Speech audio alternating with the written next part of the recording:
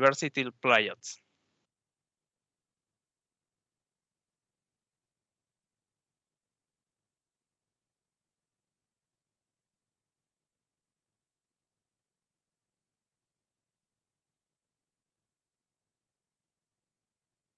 Okay, anything else you want to say? You have 4 more minutes.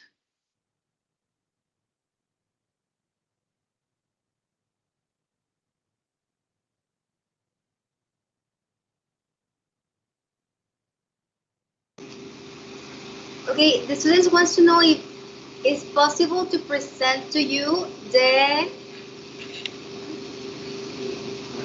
simulation about the robot. Yes, you can do anything you like, but you have 3 more minutes. Yes, until 1:15. Because they have been working on that during a year almost. Yes, please. To sanitize all the zones here at the university. Yes, you may show us then. The innovation here is that they can sanitize any place that they wish, like hotels, like malls.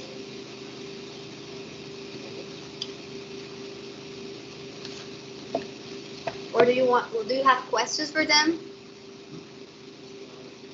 Okay, so then we can open up the session to any questions. They already finished their presentation. Just if you want to know on a specific thing, please let them know. Yes. Okay, so let me start. So you say that this Jaguar board can be used for sanitation and other usage. So do you carry out any tests or pilot trial for that? Because there's a very different requirements, right? If you want to clean, you need to have the brush and the different things.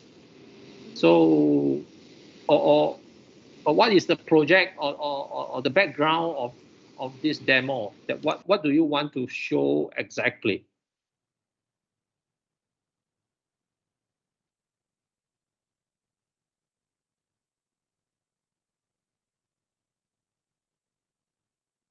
Yeah.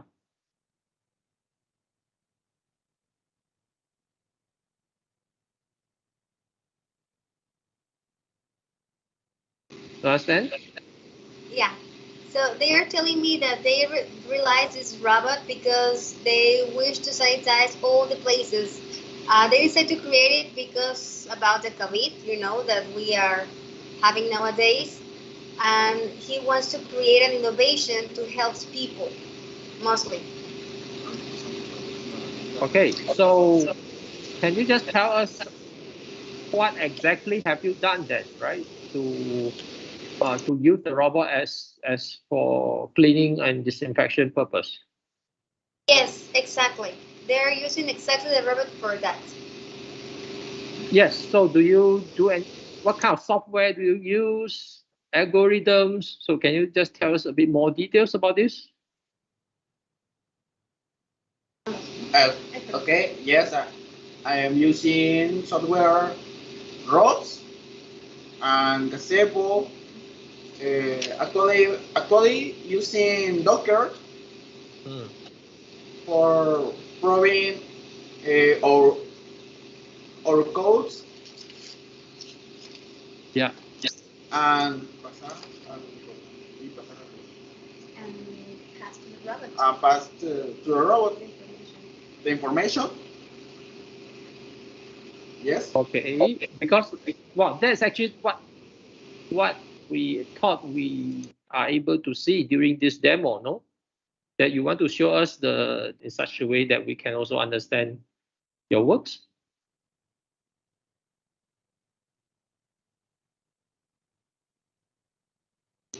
We are project again the simulation. Okay. I mean, do you use the real robot to carry out what you want to do? El robot real. Yo lo enseño.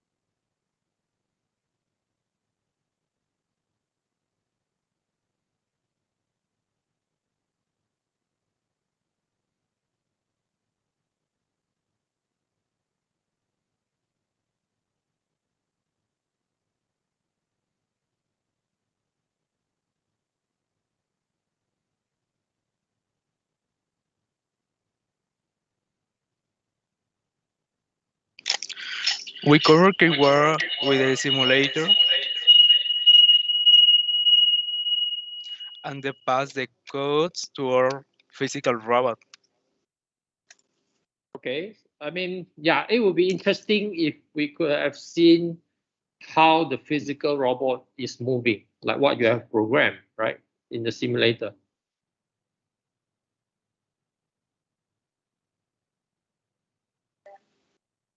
Voy a dejar de compartir.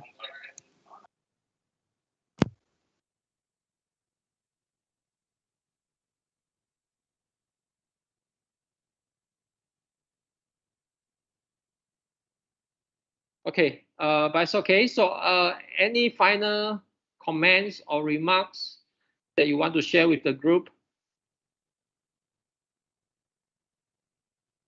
or your experience so far? We have 2 more minutes until we go to the second group.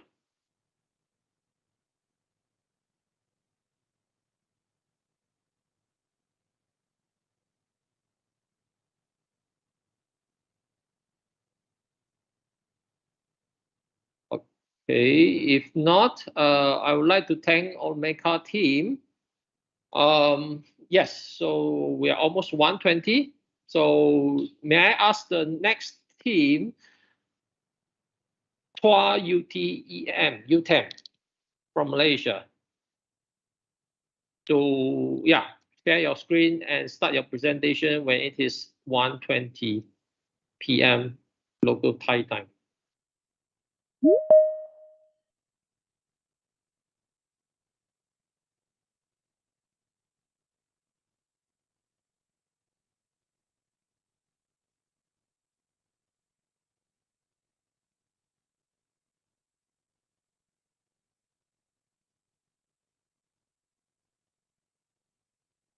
UTEM, it's 1:20 now. You want to share your screen?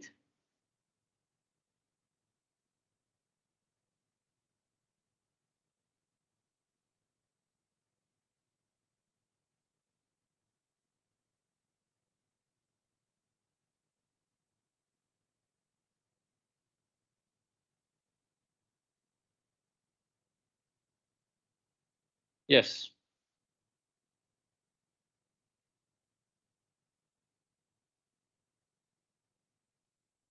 So you may start. You want to unmute yourself? Yes, already unmute. Okay. Do you see the slide? Yes.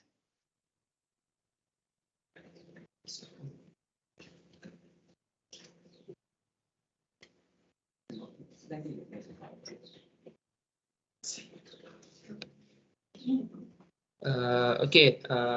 My team. Hello and hello everyone. Today I would like to present my robot for this competition. About our team, I'm as a leader, Nizam, from this team for this competition. Okay, now I will explain about the prototype. So we use a webcam at the top, and we use a Samsung Galaxy Tab as a screen. Behind the screen is we have a microphone, 360 microphone. Below that we have speaker, and below that LiDAR and battery. So next, so this is the flowchart for the scenario.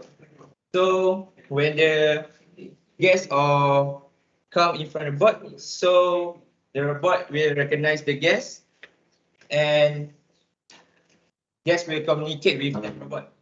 Then the robot will go to the empty seat and introduce the guests at the table, and it will return to the starting point. If the robot's listening requires from the guest, and guest request something, so the robot will go to the navigate place or navigate point and convey the request from the guest. Then the robot will return to the starting point. Okay, next. So this is the layout of our team for the arena.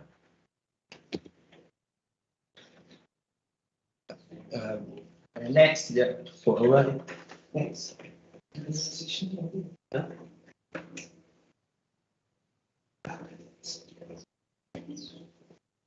Okay, next for the room layout,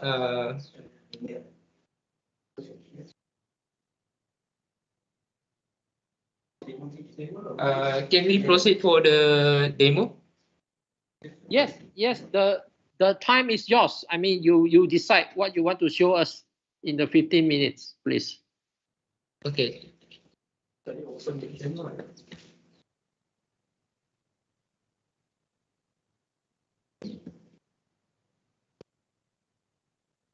Cheers.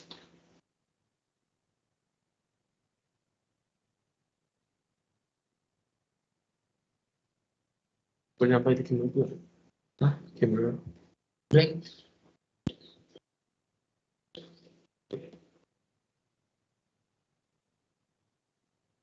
Wait. Check a minute. Check a minute.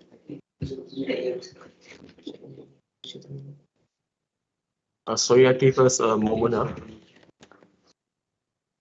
Mungkin berbuka. Ya. Okay.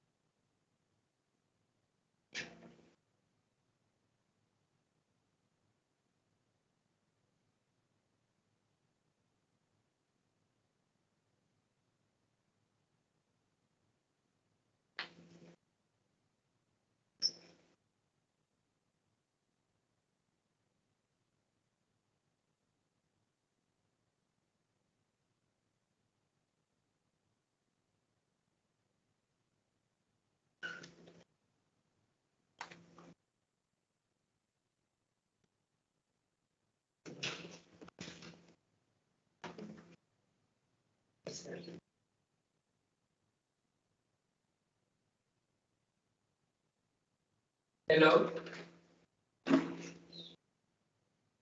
Hello, what is your name? My name is Daniel.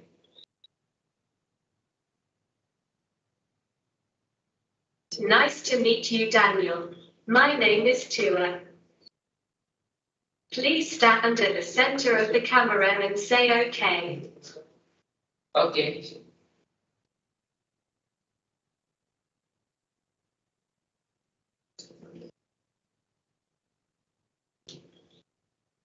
Say okay again to take more pictures. Okay.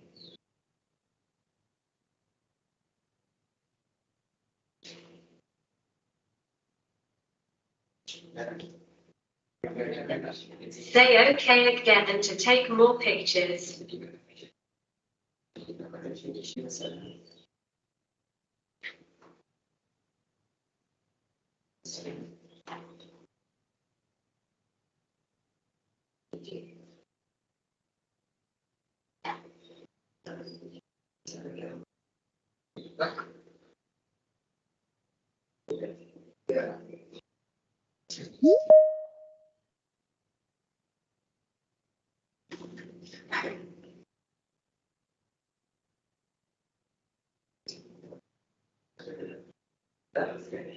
Yeah.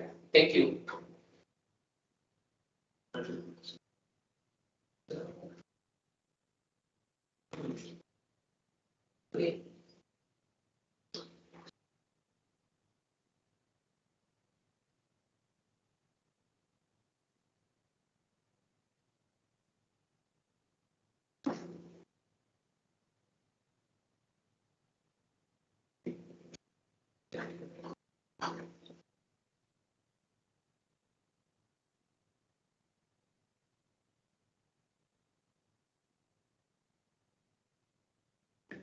Bring up. Bring up yung pada explore start. Bring up.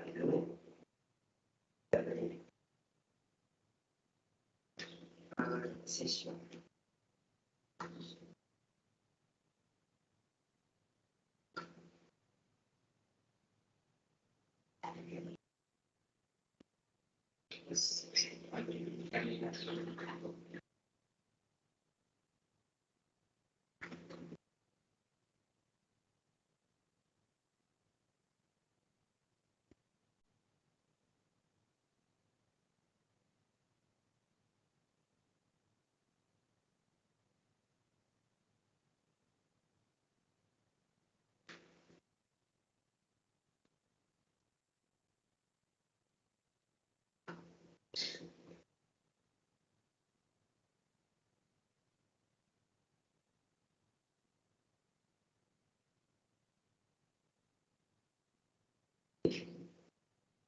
Like this.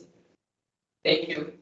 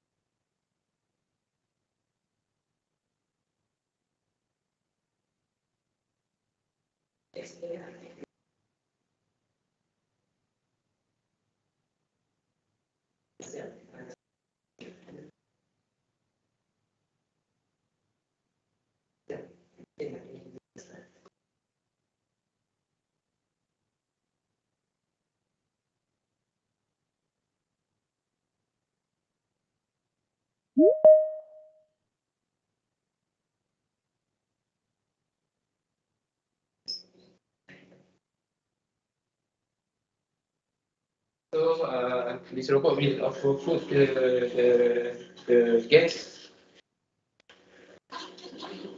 and we're going back to the initial point. This point. We'll going to leave this point.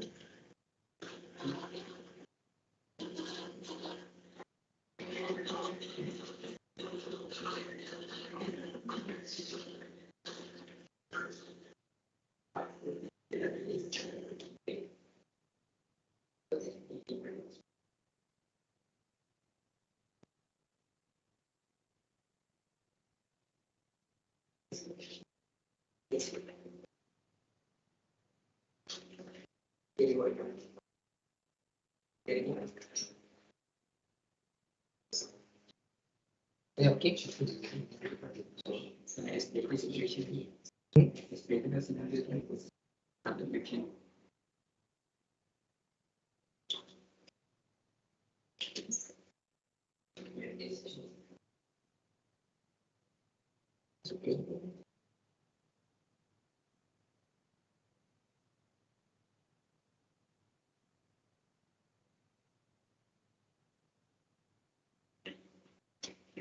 So you have 1 more minute.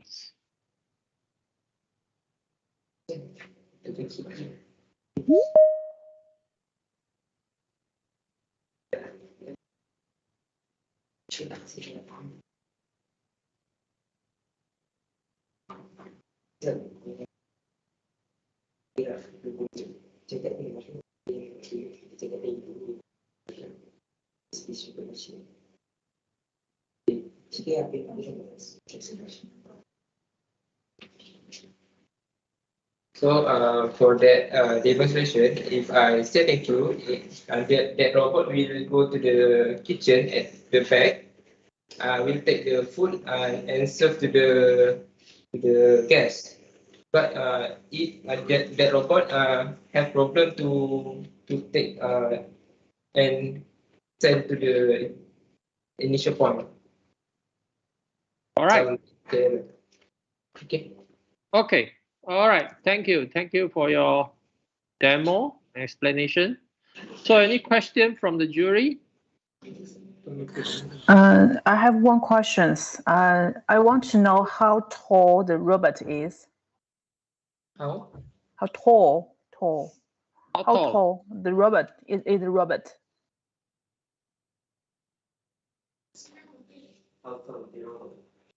I think it's around 3 feet. Oh, what reason of this design? Because like have a trend of falling down. I'm just wondering what's the reason of this design.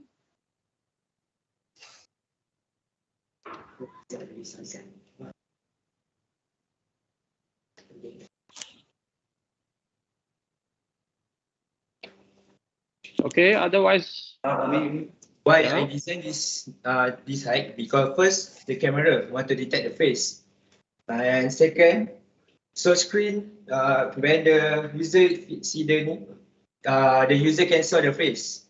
And another one why we build this height, because we want to put something heavier at the middle, so such as food or water, so it's more stabilized. So when it move around at the arena. Agree. But Okay. the other time we should consider about safety. If you want robot to helping people to solve some problems, safety is most important. Sorry, I'm back. Pardon. What? It's okay. Yeah, I got your Okay. meaning. So there's Thanks. another question. Okay. I think from Can I ask? Giwa? Yeah. Okay. So thanks for interesting demonstration. All right. So could you explain the originality of your robot, and if your team used original technologies, please explain that.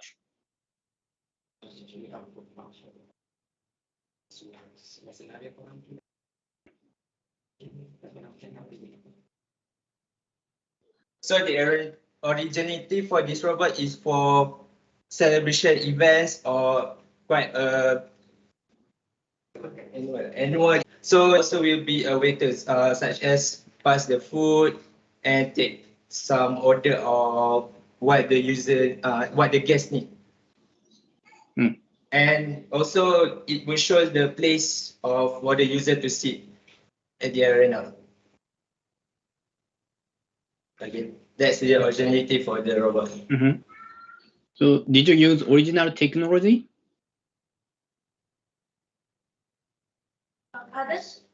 Original technology that your team used for the robot? Did you develop original technology for recognition or navigation? No? I think no. Okay, thank you. Okay, so 1 more minute. If you want to do any final comments or remarks. Yes. Otherwise, yeah. Yes, please. The face recognition, I could not run at this robot, but it already trained at the remote desktop. Okay. Okay. All right. So thank you very much, TOA UTEM group from Malaysia. So let's invite the next group from Ritsumeikan University, Re1. Please share your screen. Yeah.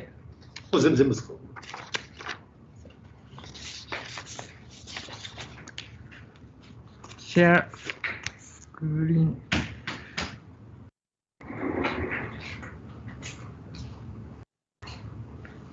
Shall I share screen? Yes, please, please. The time starts now.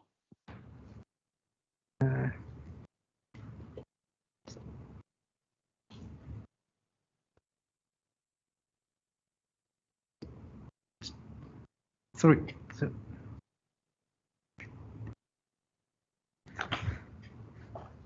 Okay, then we would like to start the presentation. We belong to a group called Lyon, and we have 2 members. Due to the influence of COVID-19, the inheritance of technology did not go well, and all technology was lost once. After that, it took a year for the 2 of us to participate in the tournament. This time, we would like to show you the result. This is an overview.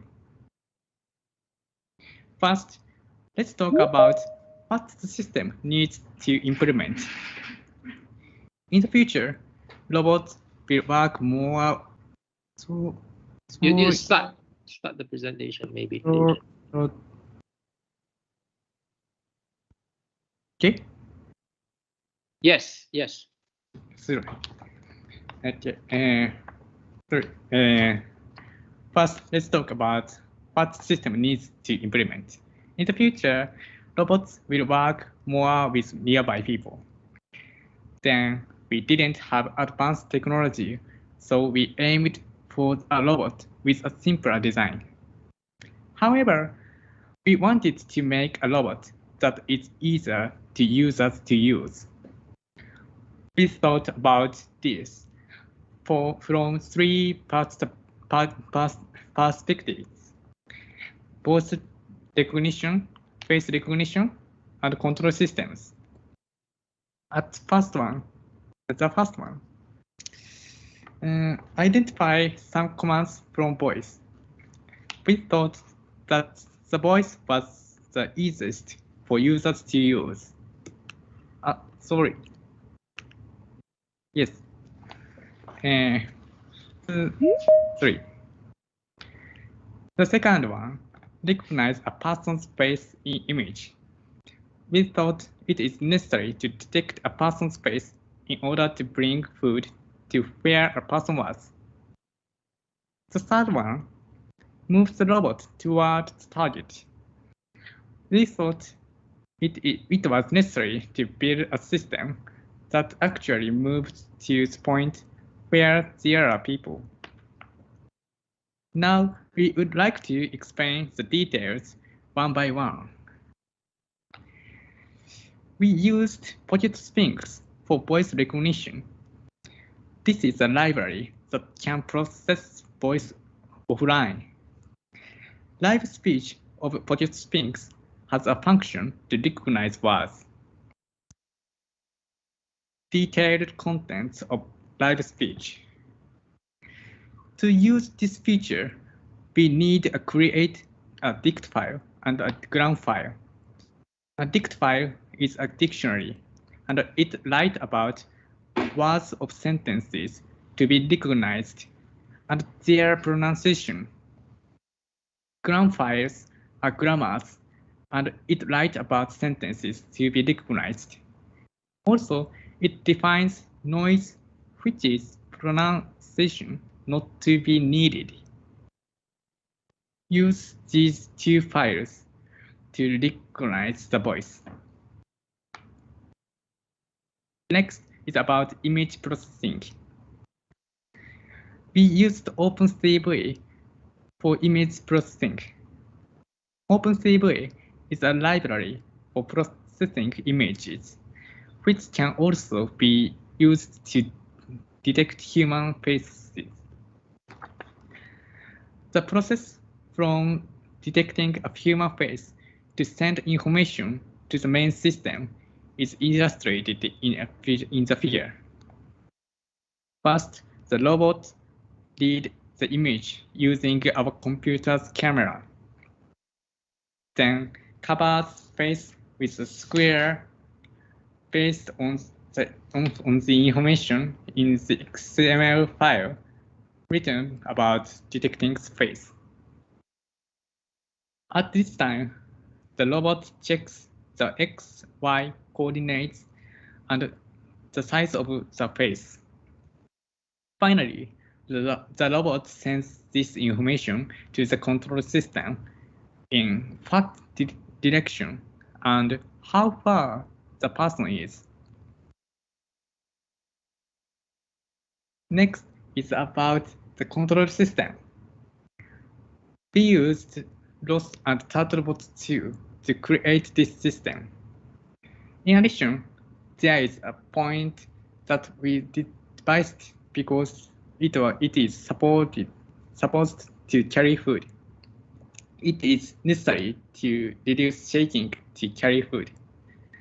Therefore, we added a system to accelerate and decelerate.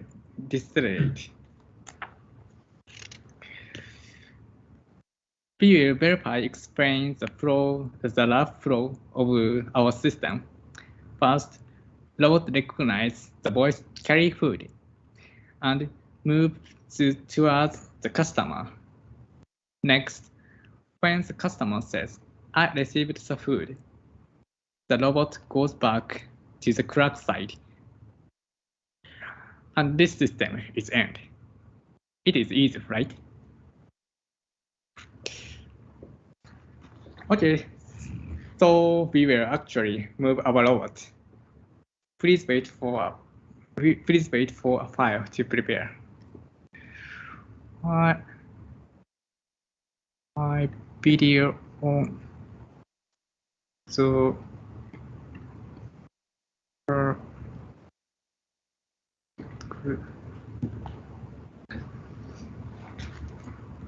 could you see me?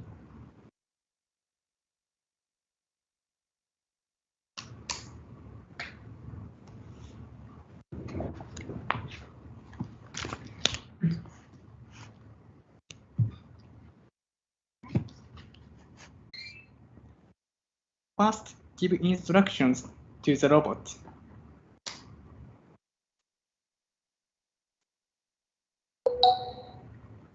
Carry food. Yes. Then it will rotate 180 degrees and start looking for a person's face. Then proceed at speed that does not allow the food to spill. At this time, acceleration and deceleration are less likely to spill food.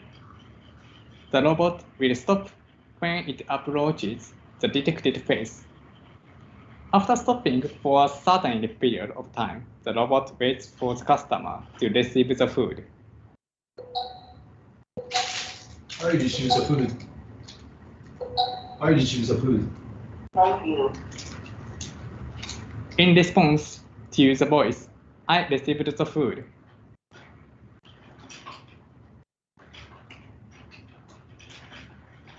the robot returns to the clerk in the same way. Finally, the robot will stop. It approaches the detected face.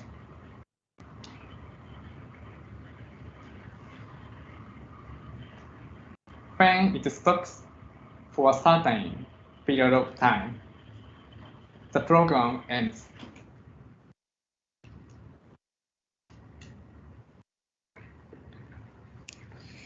Therefore, we can move the robot only by saying, "Carry food," and "I received the food."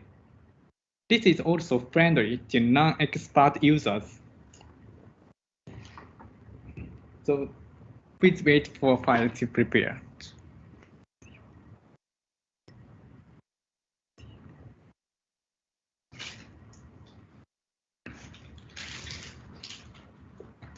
Okay.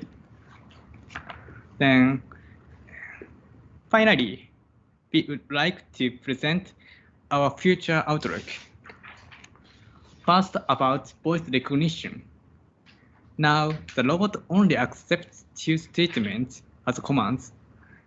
From now on, we want the robot to accept more statements as commands. Next is about image processing. Due to the influence of COVID-19, we usually wear masks. Then we would like to be able to recognize the face even with the mask on. Also, we are considering using deep learning with AI to reduce misrecognition. Finally, about the control system. There are many obstacles in the actual field. Therefore, we would like to add a function to detect obstacles and prevent them from colliding. We are also considering create a map using LiDAR sensor in addition to create a better system as much. So now it's a Q&A time. Yes.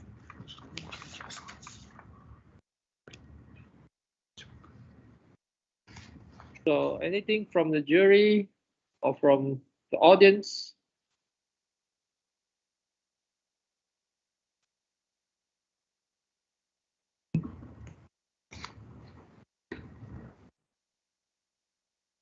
If not, do you want to make any final comments? If there are any things that you didn't manage to tell us?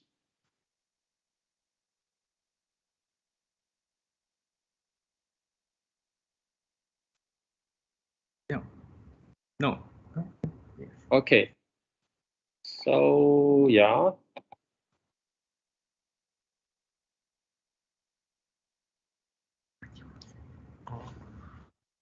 So just now you mentioned about using Pocket Sphinx, right? So how do you think about the accuracy of the recognition?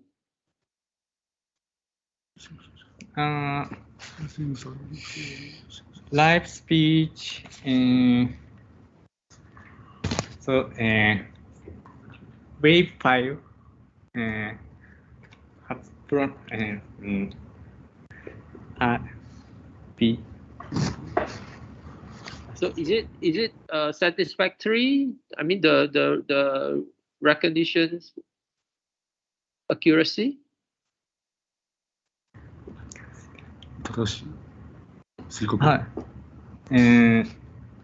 Yes.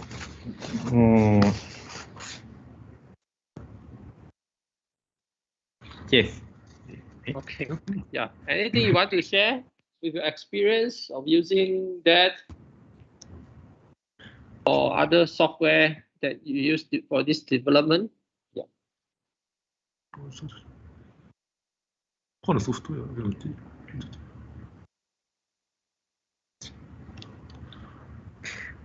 One more please. We couldn't. One more please.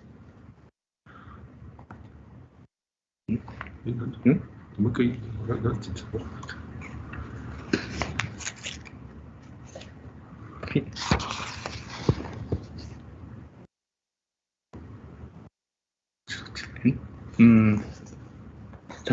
Sorry, I couldn't hear it. Yeah, I mean you still have another 5 minutes. I'm waiting if there are any questions, but otherwise you are feel free to share your experience of using of this development work, right? So using the software, if you want to add anything. Yeah.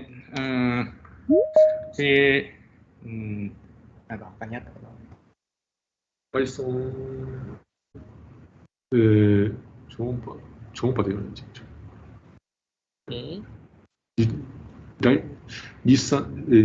To such distance sensor. Yes. Okay. Yeah. we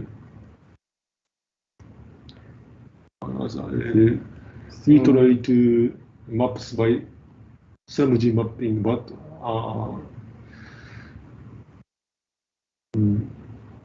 we make maps, but we couldn't use map still yet.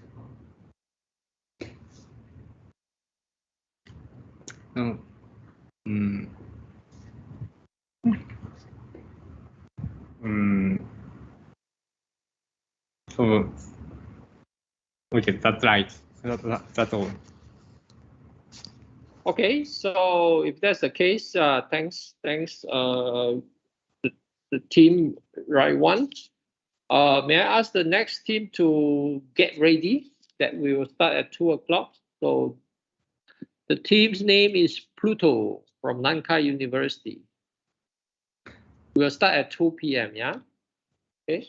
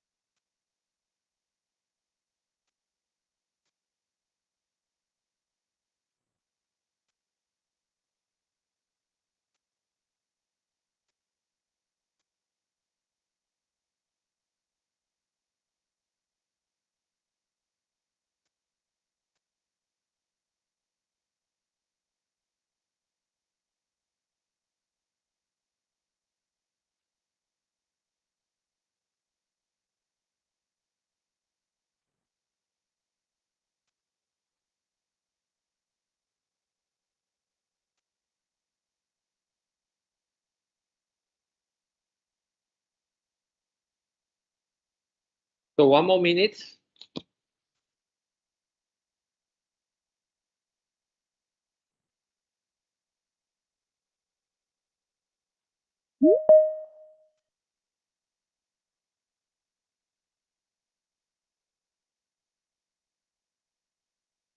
So Pluto team, you may share your screen.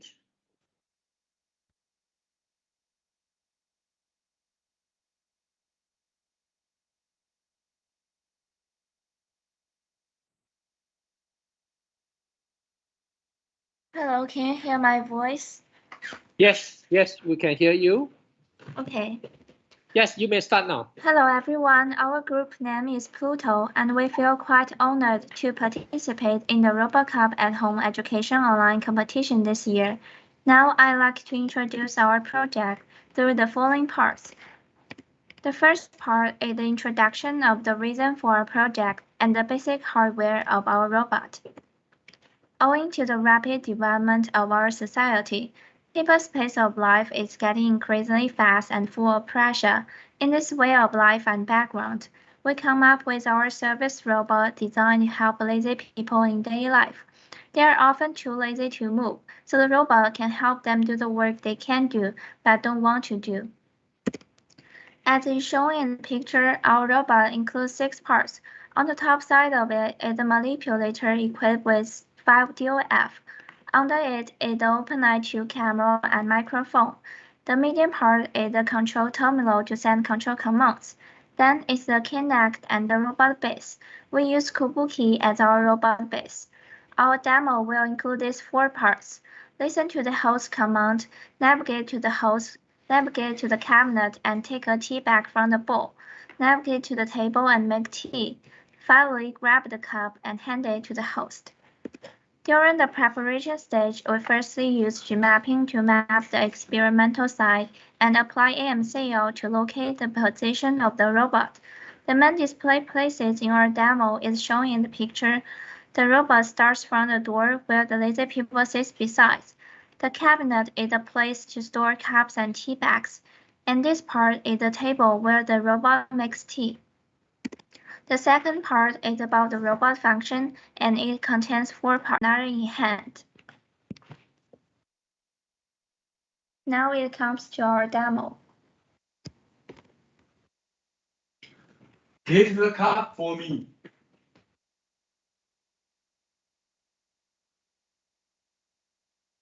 Okay, Master Eye.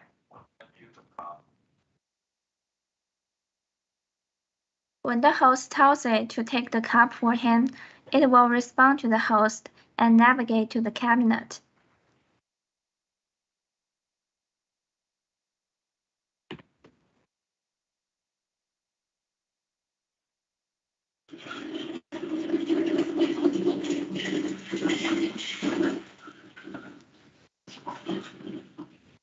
Then it will stop beside the cabinet.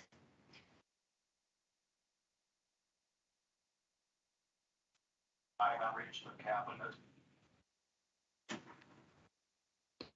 For automatic speech recognition and speech interaction of robots, we used iFleet Tech Voice to provide support for speech interaction functions. By integrating and binding the information provided by the microphone with the information in the master command, the high-precision speaker separation is realized, so that the voice interaction could be intuitive and has the technical characteristics of reliability, nature, and robustness. Now it is finding the right position to open the door.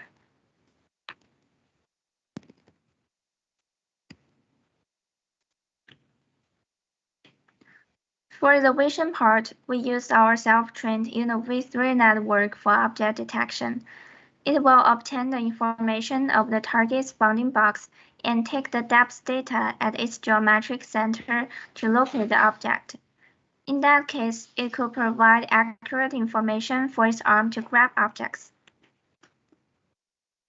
After it has opened the door, it will go to the front of the cabinet and start to take the cup.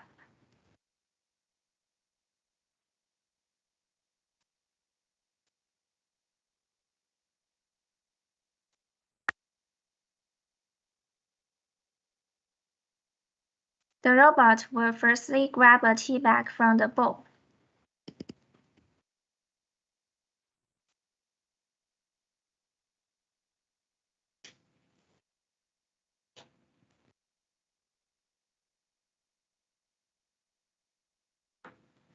When it comes to arm manipulation, we use the turtleboard arm as the basis of the manipulator. In order to increase the free degree of another axis and the workspace of the manipulator, we used 3D printing to manufacture the components of the manipulator and change the connection mode of it.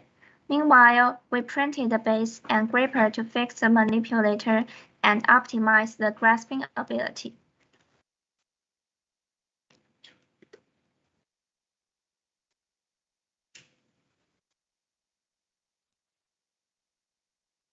I have fastened.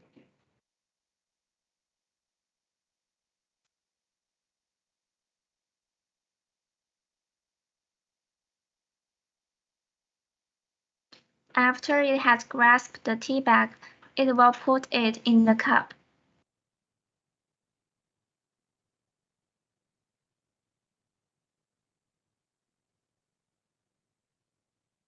When we are working on this part, based on the obtained target position information, we calculate the rotation angle of the joint through inverse kinematics to grasp the object.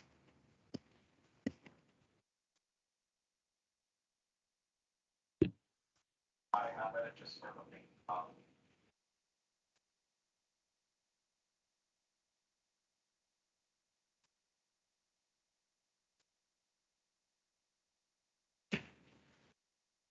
I have put the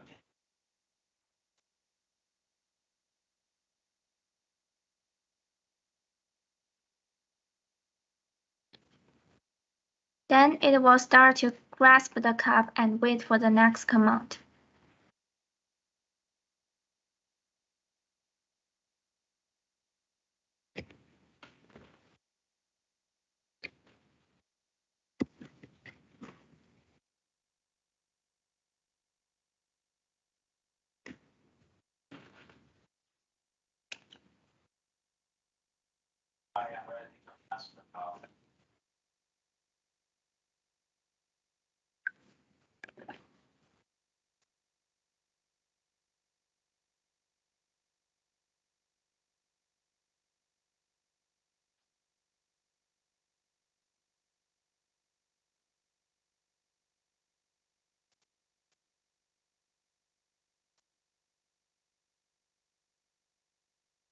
Make tea for me.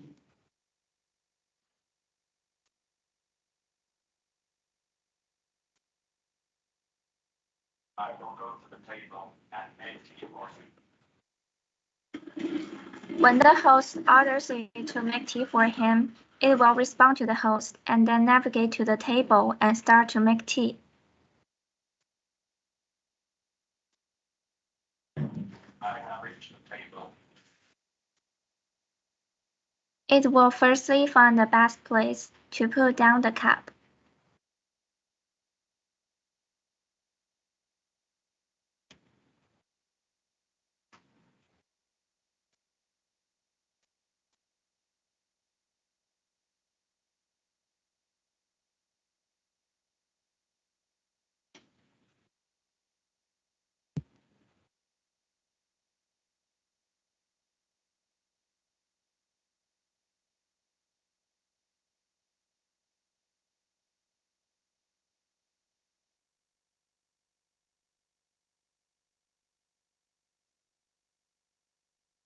After it has put down the cup, it will start to fill the bottle with hot water.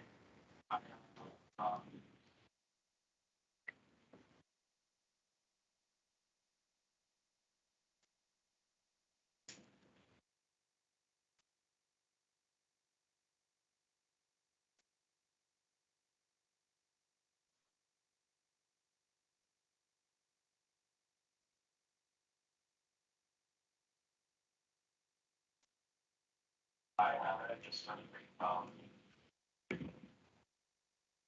Then it will grab the bottle and pour the hot water into the cup, which contains the tea bag.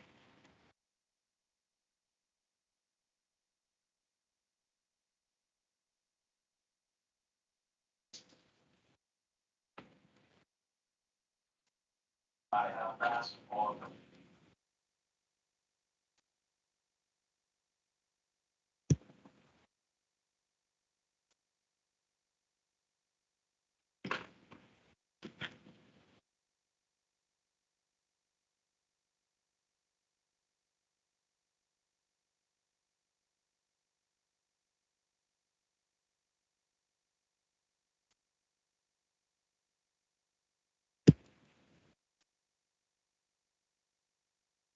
Here we set in the code that if it doesn't find the target object, it will adjust its position back and forth, left and right, until it finally finds the target.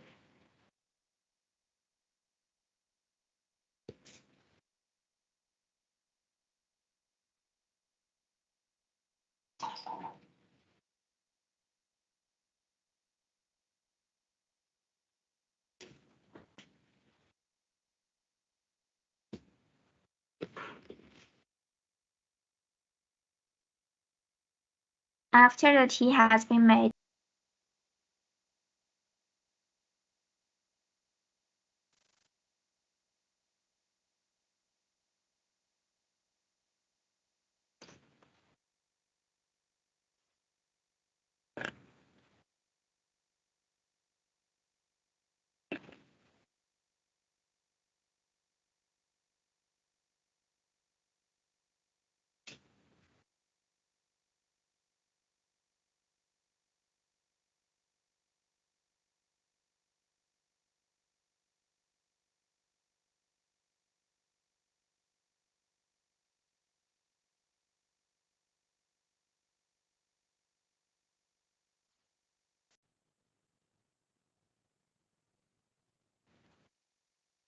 Give me the tea.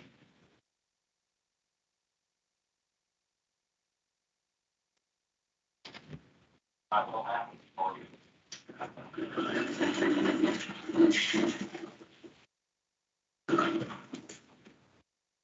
There people are.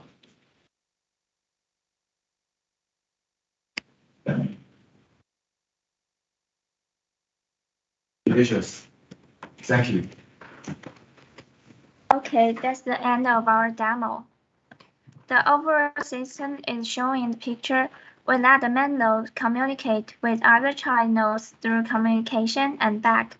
First, the main node publishes the order to record the execution order in communication.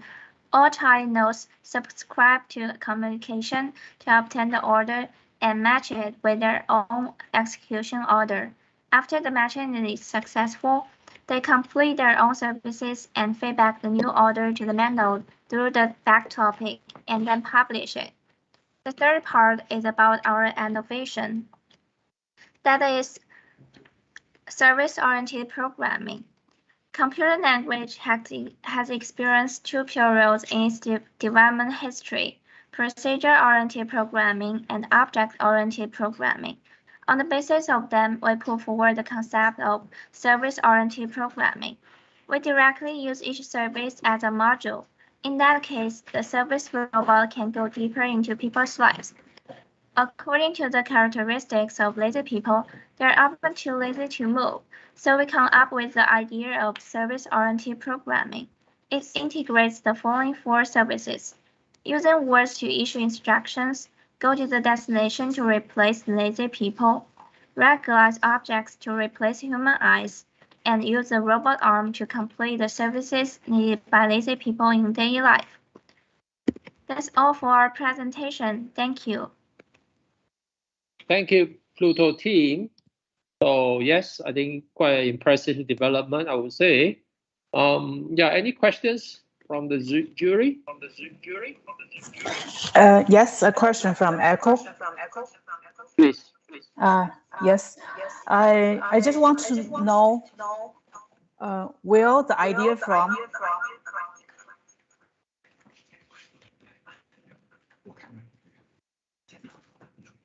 Oh, okay. Can you hear me? Yes. Our idea comes from the lazy people. Usually they're like, wait for a minute, wait. Okay. Our idea comes from the lazy people in daily life. They are often too lazy to move, so we come up with the idea that the robot can help them do the work they usually can't do but don't want to do, so that we can help them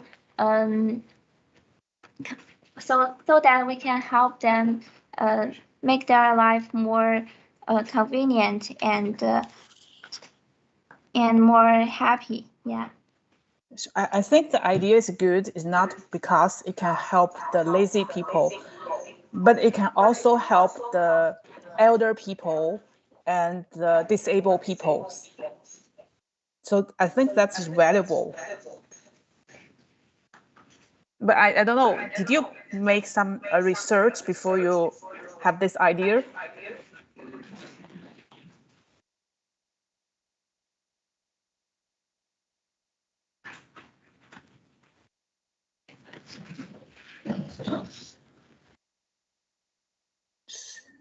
Hello? Hello, sorry. Yeah, we did do some research because under the pressure of population, aging, and enterprise reform, we think that the robot can help the after a time the robot can help the busy people when they are tired or not have time to do the daily work, so the robot can help them to do the work they actually don't want to do. Okay, so which part do you think is the most difficult?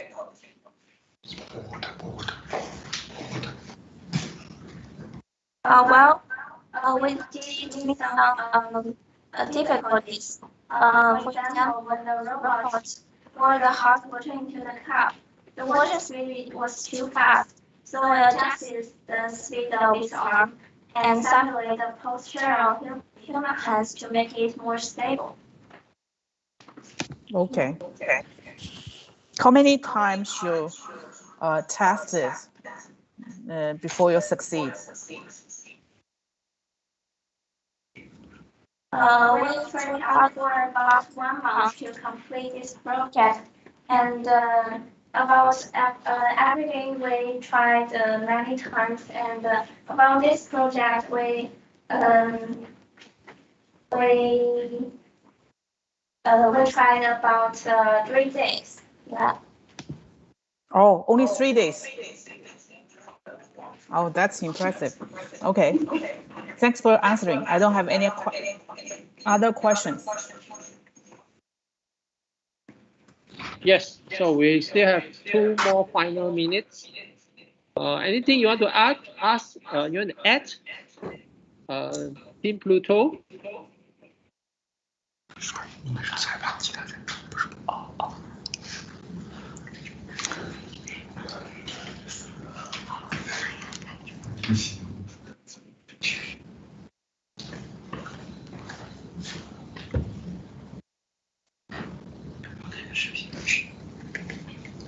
Can I ask? Yes, sure, please. Okay. So thanks for interesting demonstration. And so your demonstration worked well, but the robot is moving slowly. So do you have any idea to improve the speed of robot?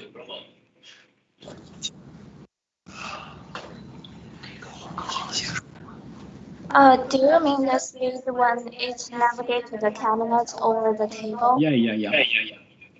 Well, we actually use the voice control function to make it navigate to the table, and it did the speed seems a little slowly, so we can improve it through adjusting the parameter in the future, and we think that we will improve it in the future. Yeah. Okay, thank you.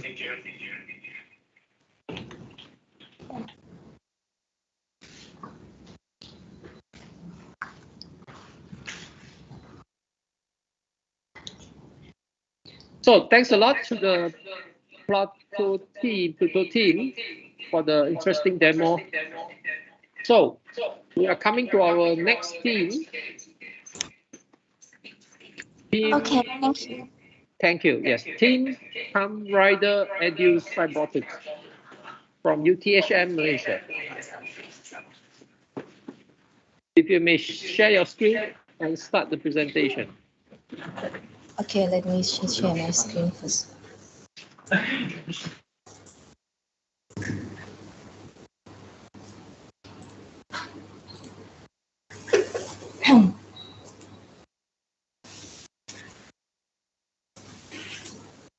Can I start now? Yes, please. Good evening and happy good day, everyone. We are from Kamen Rider Cyberbotics team Malaysia will present to you about our robot. As we all know, we are facing a virus COVID-19 case since 2 years ago, and the infection is still running till today. One factor to deal with the infection rate is to have social distancing. As we are now at endemic phase, and in fact COVID-19 people just need to stay self-quarantine at home. By that, there will be some problems found, which are psychological distress in a person during quarantine and lack of aid from people during quarantine. So, to help with that, we made a robot service named Basie to help less the problems. This robot service will take place of staff hospital or family member so that they don't have to directly interact with each other.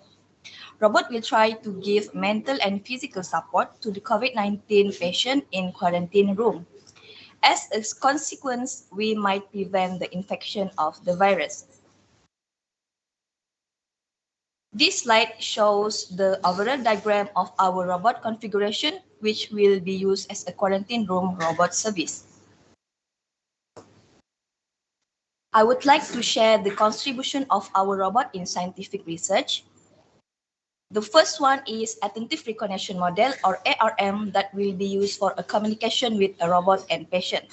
This ARM implemented by us using the media pipe algorithm to extract features from human face, which divided into 3 different recognition process models, which are face tracking landmark, where we're testing 3 different position view, which are from left, center, and right. Second model is iris tracking, where it was able to differentiate iris movement, which can define by ratios. Third is eye blinking model, where the eye blinking is calculated specific by the key point. Camera is used to train our own dataset for all the model by motion-based algorithm and long short-term memory or STM, which have capability of training a data which is associated with any movement directions. As you can see in this slide, the dataset that we have trained is defined the accuracy based on the graph.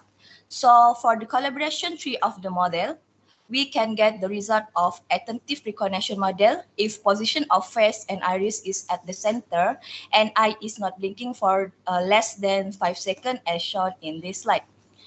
This attentive recognition model can robot use to detect IQ of patient and execute command to move forward the patient as if the patient need help. Another contribution of our robot that we would like to present is face emotion detection, which can classify the features of human face emotion. So we use the algorithm in the Belief library to predict the emotion. We have implemented this detection process by pre-trained data set using YOLO V5. Our robot will detect 3 main emotions which are happy, sad, and angry for the patients. And the intention of this process is for detect the emotion of patients so that can help reduce the problem that faced by the patient. More than that, the hand-raising pose detection was implemented by us using the MoveNet software with TensorFlow as a trained library that will undergoing a pose process which include image UV coordinates. So we have trained the data set by our own using the depth camera based on key point of elbow and nose. There will be 2 classification results which are arm up and down, where the detection process will choose the arm up if the position of elbow is higher than the nose. This hand-raising pose detection is used for the robot so that it will go to the patient's location after detect hand pose as the patient need help. So this is the end of our presentation. Let's move to the demonstration part, which we will be in the quarantine room environment. Please wait for a second.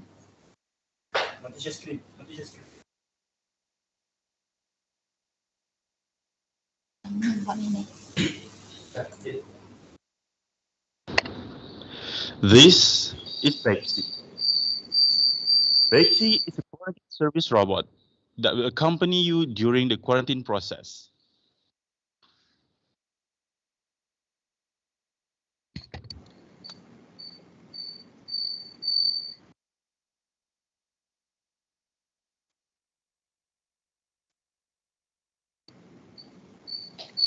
Bexy.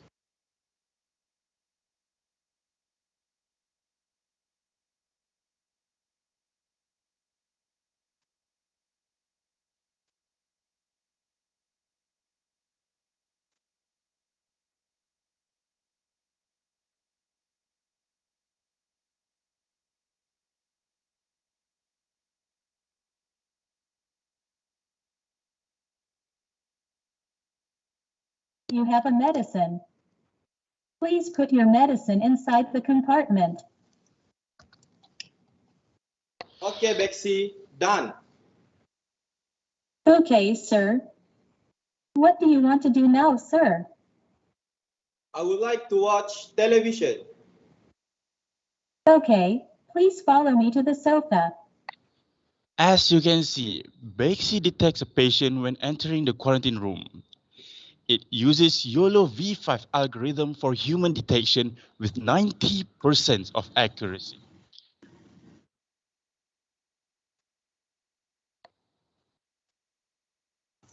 Sorry, can you turn on your camera? We cannot see your screen. Okay, have a good day, sir. Please call me if you need anything. I will return back to front door. Okay, thank you, Bexy.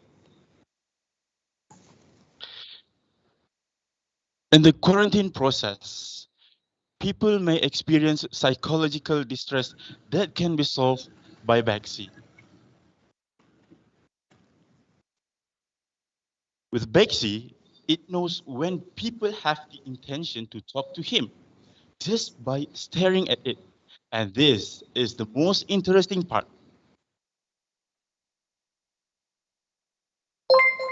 It is able to detect humans' face by using media pipe algorithm that is divided into 3 recognition models, which are face and iris tracking, also with the eye blinking.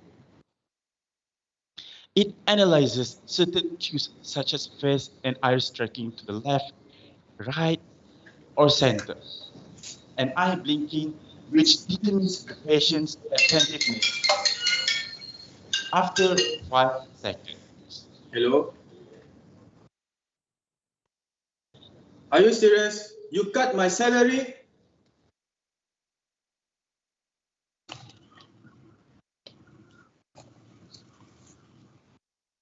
Are you calling me, sir? Yes. I am here.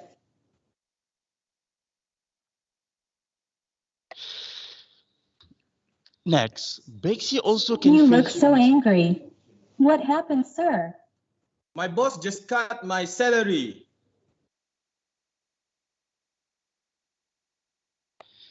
the ability of detecting humans' emotion also uses YOLO V5. My boss just cut my salary. Increase the human's pressure by entertaining I based am on sorry to how hear the that. person feels. Is there anything that I could help? What you can do for me? I suggest you to look at my screen, sir. Okay.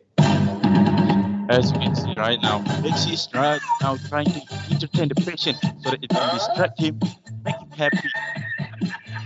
I am glad that you look happy now, sir. What else can you do for me? What else you can do for me? I can dance for you if you want. Okay, please dance for me. As your wish, come dance with me. Okay, I will. Showing what it also can dance, and we can see here the patient is enjoying this moment.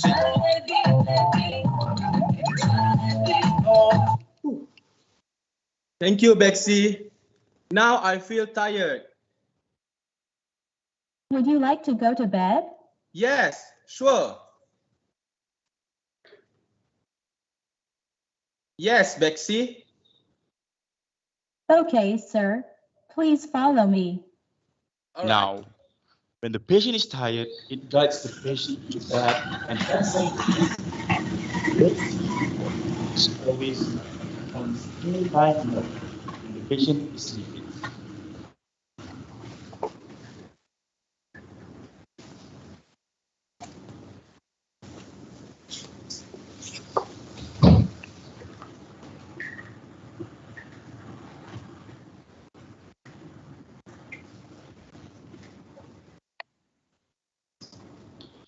This is the moment where Bexy guides the patient to the bed.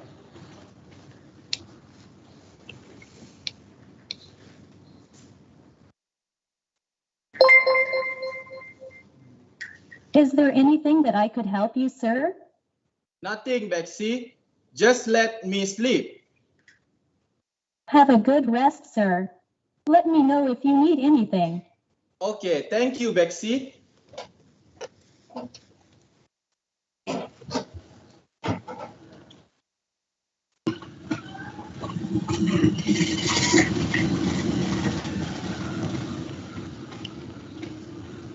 Other than attentive recognition model, Bexy can be summoned by just raising the patient's head. This is done by using the movement algorithm based on TensorFlow library, where it could detect the patient instantaneously.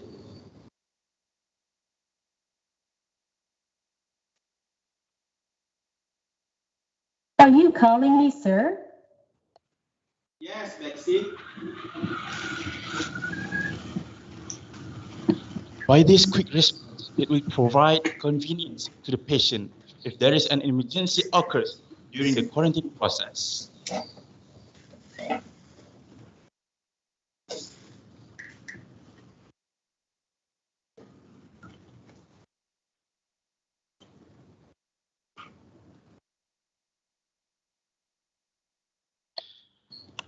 And as you can see here, the patient so tired and might need something from the robot.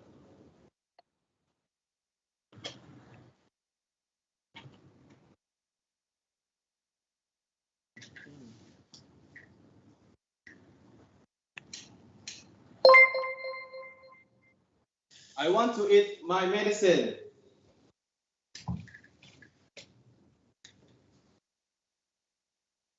Bexy, I want to eat medicine. I want to eat medicine. Please take this medicine inside the compartment.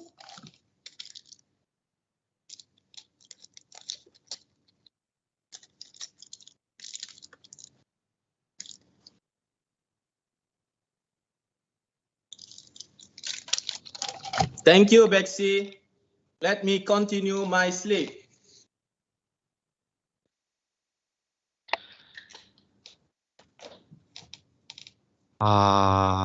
Thank you, Bexy. Person or the patient has taken his medicine.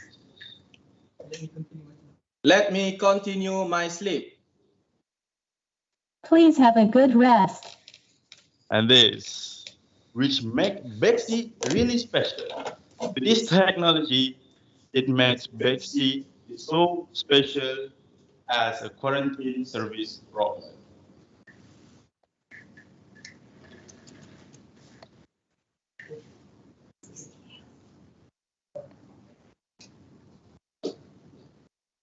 This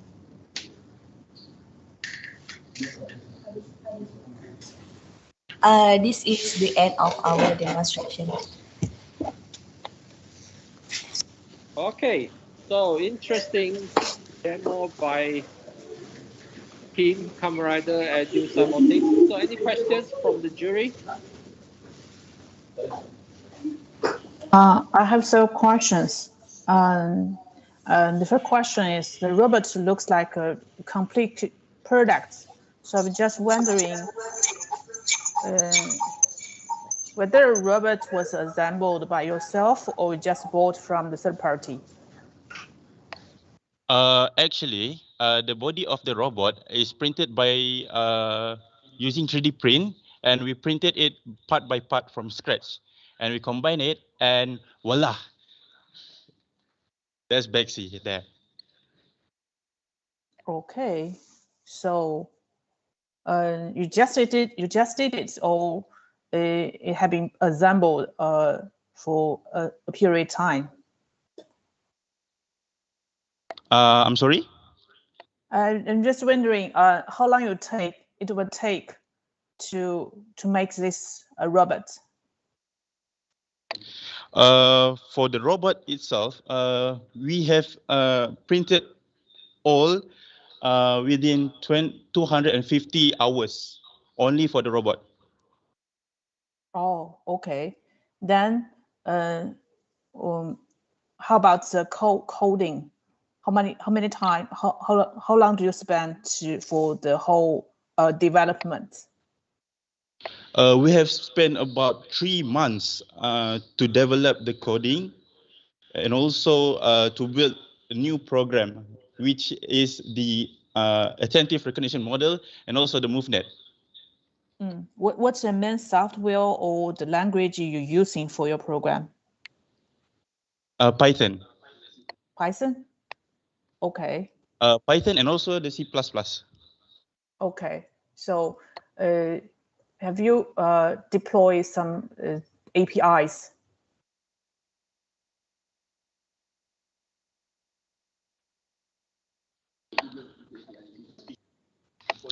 Yes, for the speech we have no, I'm sorry.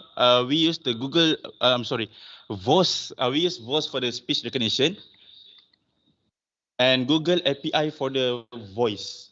Okay. Okay. So when you produce your robots, do you have any prototype, or you take some recommendations of some robots in the market?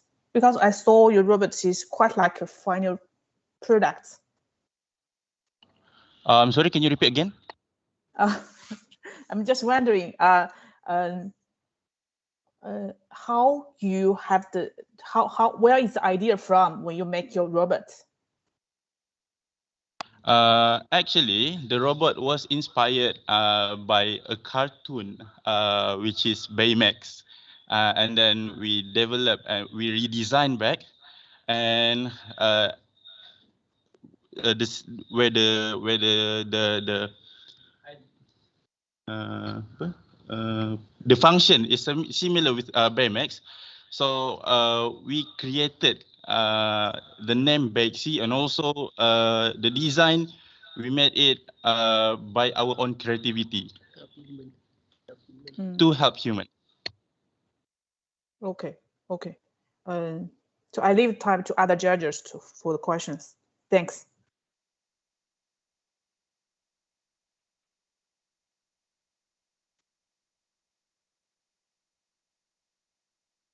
So hello, Jerry. I don't have any other questions.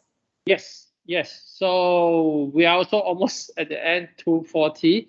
So I think overall, I think this is a very interesting demo. Especially, I think it's the first group that we saw. There are like 2 cameras showing different perspectives. So I appreciate the efforts in this.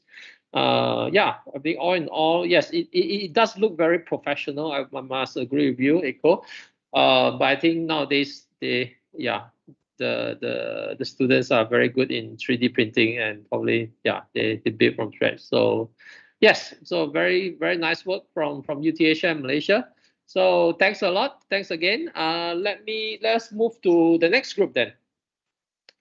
From thank you. Kanagawa University, ER Sirs. Yes, you may share your screen.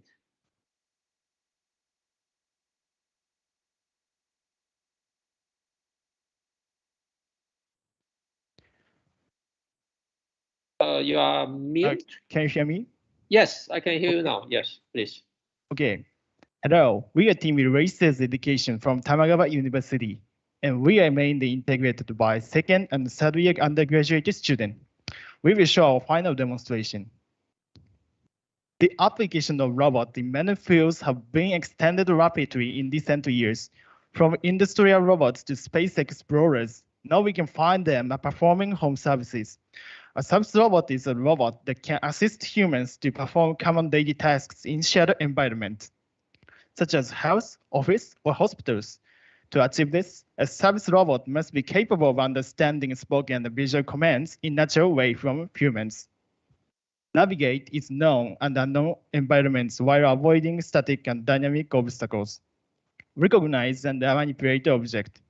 Detect and identify people, among several other tasks that the person might request.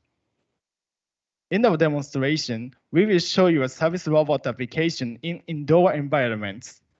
Personal service robots are machines that can sense, make plans, take decisions, and then act towards accomplishing a specific human-inspired task.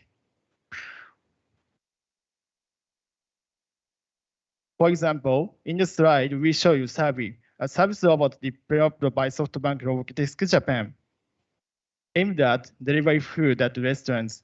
As you can see, this robot travels to a specific location next to target table and does not have a manipulator. Inspires the starting point to a specific location. However, in a more realistic application, such robots cannot serve food through human-robot interaction, and any error has to be fixed manually by the operator. Through these scenarios, we have thought about some software functions and hardware implementations for a mobile base, a 2D laser, and the speaker and the microphone. We have added the photo answer for monophonic and RGB camera on top of the 2D head. Through these sensors and actuators, this robot can detect and manipulate objects and, furthermore, detect person and their postures for human-robot interaction. Using these skills, we propose the following solution to the autonomous food delivery. Once the robot has taken an item from the counter, the robot determines to whom the food should be served by human detection. Then the In a restaurant, the human waiter confirms the customer's order and serves the food to the person who ordered it. However, usually the first interaction is given at far distance, with the customer making some gestures to attract the attention of the human waiter end. Perhaps voice recognition does not work in noisy places. In our solution, the robot can detect common customers' action like raising hands or pointing at someone to determine to whom the robot should deliver the order. To do so, we use OpenPose to extract pose information, use the user in the field of view, and determine action by following the joints positions in the hand and the arm through consecutive frames. Next, let me explain our object segmentation step from a point cloud of 3D feature given by an RGB camera on top of the robot. By applying a series of geometrical transformation, we find the biggest horizontal plane on the image and then the object on this plane are detected by applying a clustering algorithm. Finally, geometrical properties are extracted. Similarly, in our free space segmentation step, given a point cloud, the best horizontal plane is obtained and then a valid space with a minimum continuous area is found. Define the size of the area fit the object the robot has. We think this is a key feature for food delivery because if a robot put the food in the wrong place, it will ruin the food or harm the customer. Now, let's look at in action.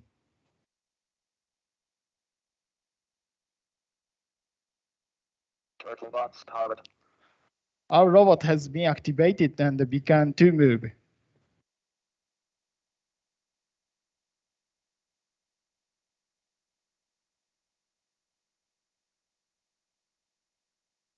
Firstly, our robot goes to the kitchen table to detect and grasping an object on the table.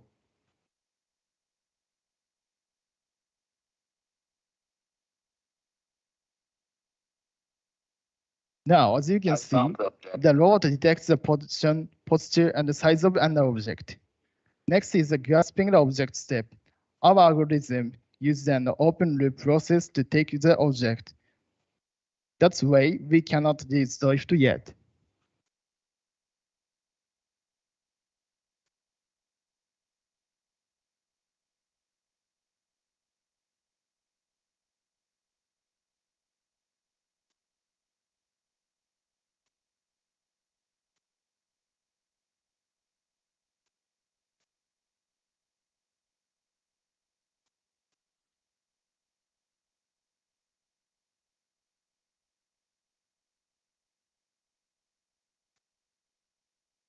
So the robot failed to grasp the object. Our algorithm uses an open loop process to take the object. Let's improve this by using a move it.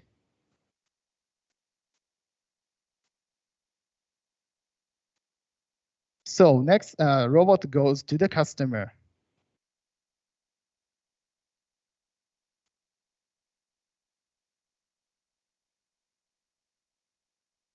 So our robot determines where and what direction the customer points.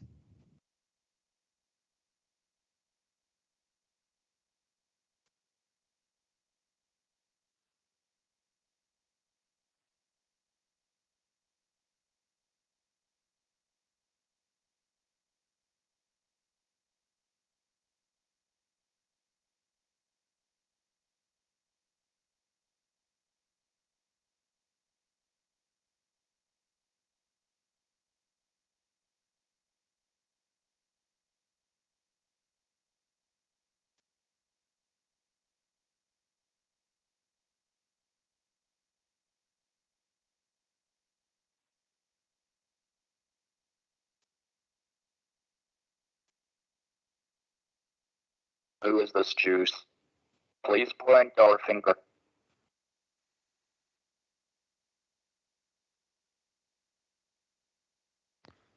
So there is where human-robot interaction occurs. Our algorithm uses a combination of on-purpose and frame time-lapse to recognize which of the several people is the one who pointed the finger.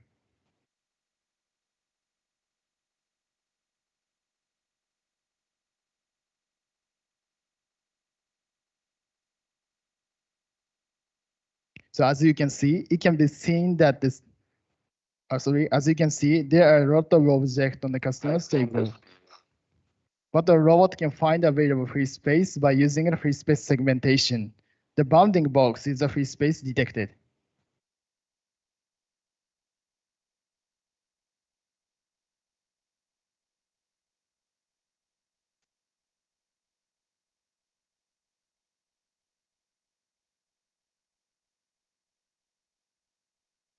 So our first trial is succeed.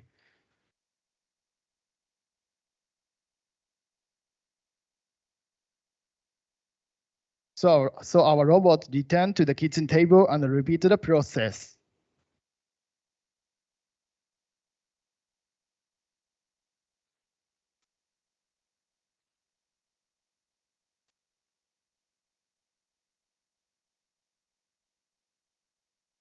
So second trial is detect and grasp object on the table again.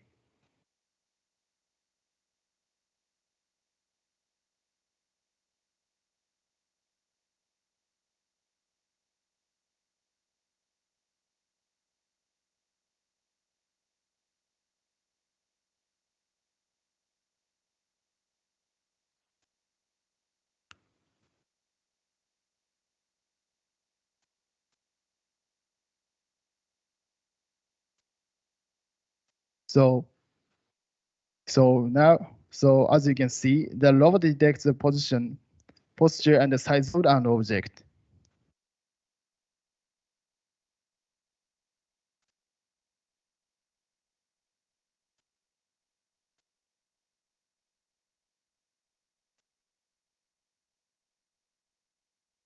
So next, our robot goes to the kitchen table to the customer's table again.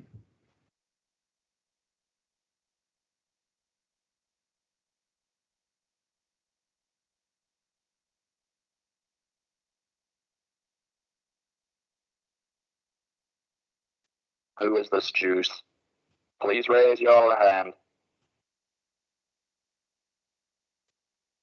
As you can see, it can be seen that the skeleton is detected by the open pose.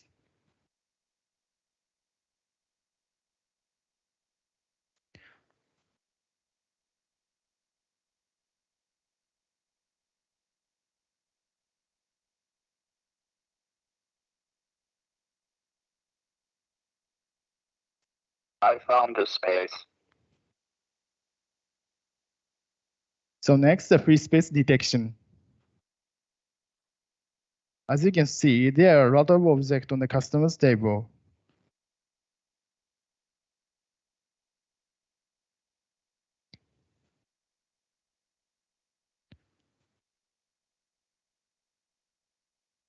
Okay, succeed this. Our second trial is succeed.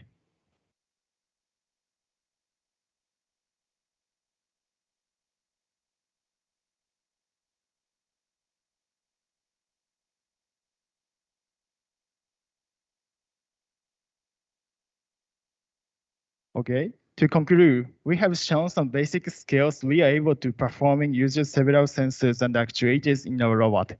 By considering the skills our robot has and the need for delivery robot in a restaurant, our robot determines to whom the food should be served using human detection, and it determines where the food should be placed by free space segmentation.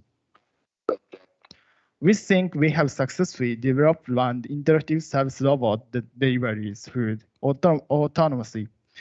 Therefore, we will now aim to develop new functions with the goal of making robots more accessible, so that they can eventually be placed in ordinary household as domestic service robots.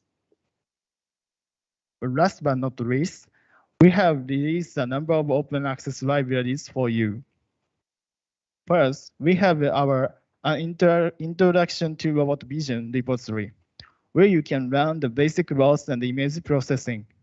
Then we have our lessons on more robot localization and Kalman filters that contain educational tools in MATLAB to help students understand the concept of localization for mobile robots.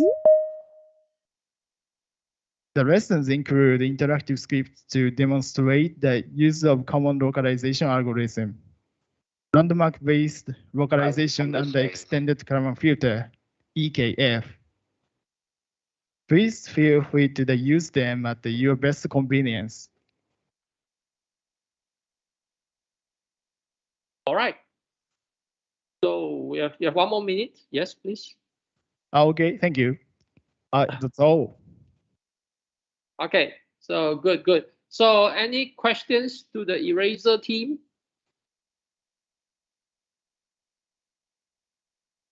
I think the idea is good because the survey, true. Survey cannot serve the food and place the food on the empty tables. That's something should be improved. But I was wondering how long it will take for the robot to identify the empty space of the table.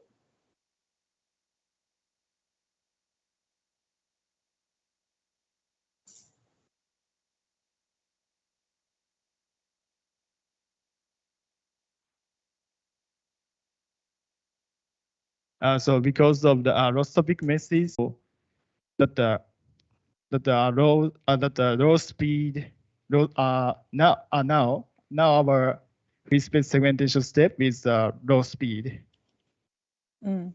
Yeah. So how long it will take now? Do you have the numbers? 2 minutes or? Maybe millisecond. Second. But through the demonstration, we saw the robot was identified the empty space for quite a while. So yeah, I'm just wondering how long it will take, and do you have any improvements in the future?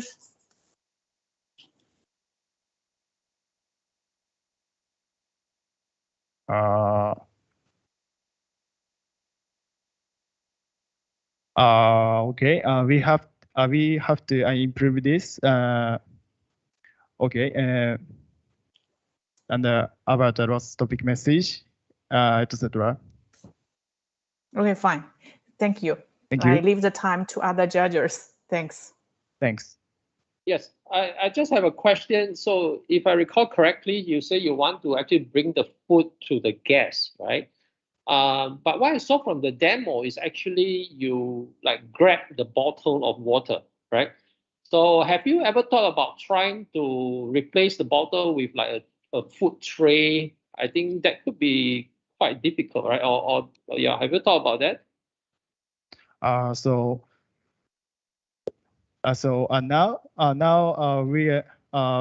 our robots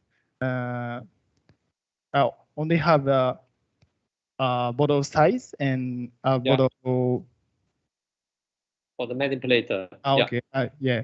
So in the future, we are improved the robot. So they can try with a food tray, right?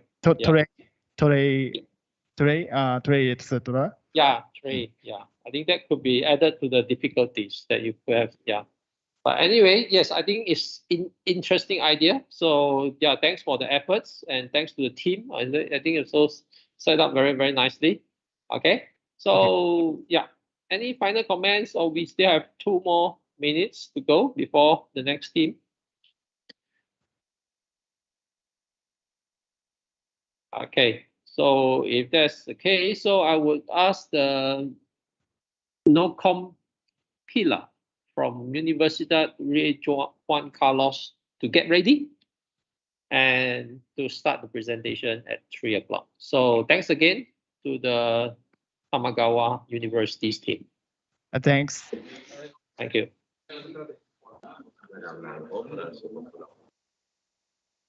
Hola. Hello. Hola. So yes, 1 more minute to go. Yeah, you may set up and start at 3 o'clock Thailand time. Yeah. Okay. Which is a minute away.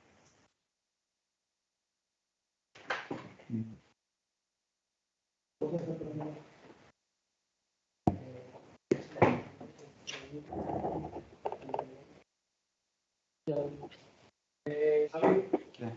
qué cámara vas a hablar? Bueno, ahí ahí hay que aportar algo yo allí. La presentación para Claro. nosotros, primero. Hay que activar ese micrófono y se desactiva. Claro.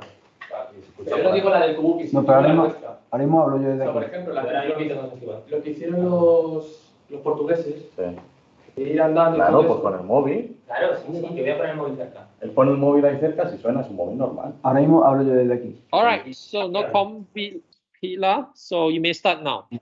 Okay, so hello, we are No Compila, and we developed the.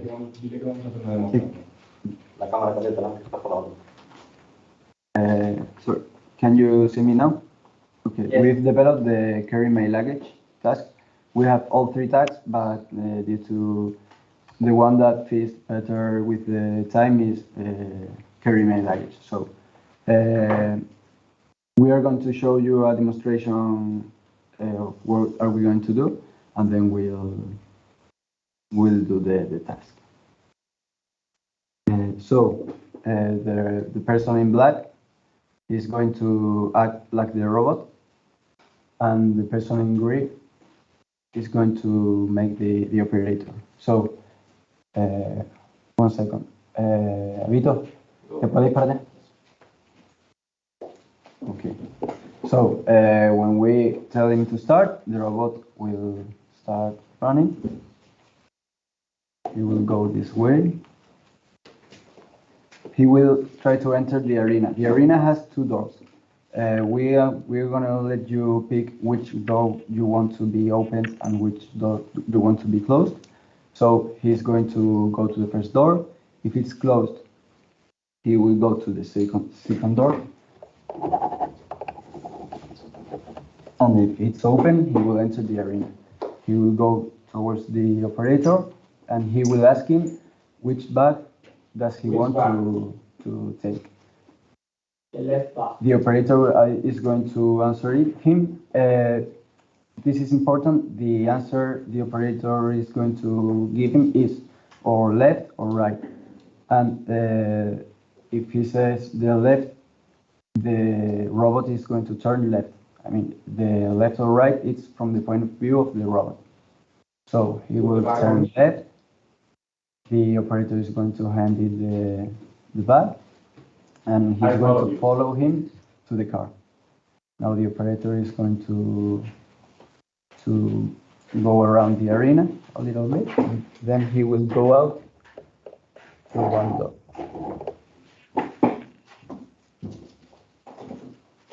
He may go to the door which the robot entered, or the other door.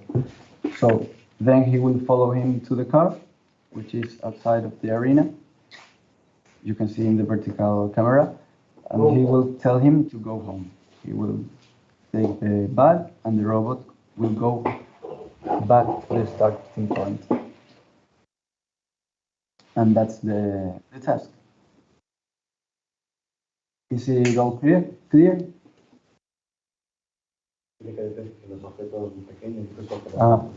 Around the arena, I don't know if you can see, there are a little small objects and medium objects that the robot will avoid.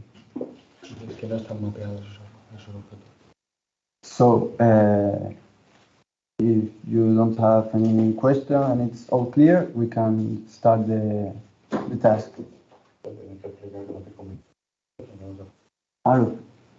So it's clear, you can start. Okay, thank you.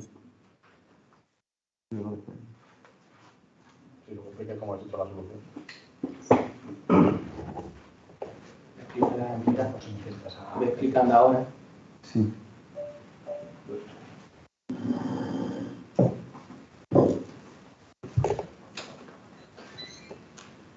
So now through voice command,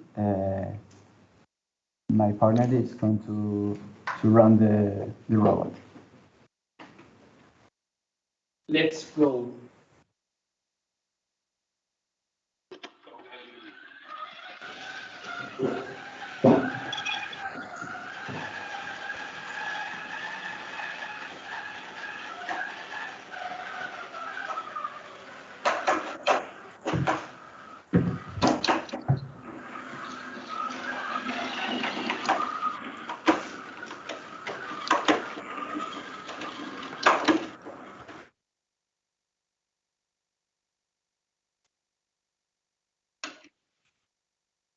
Now the robot is trying to enter this door.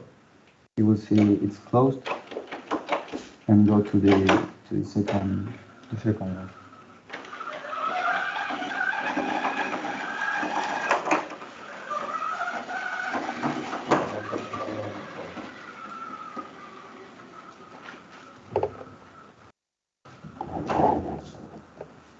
Now he's checking the second door.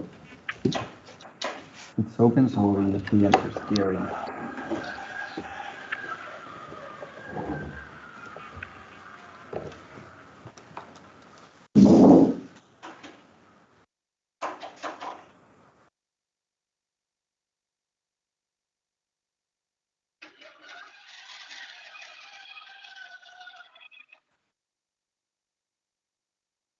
Now he's going to ask. Which back? Right. Which back? Right.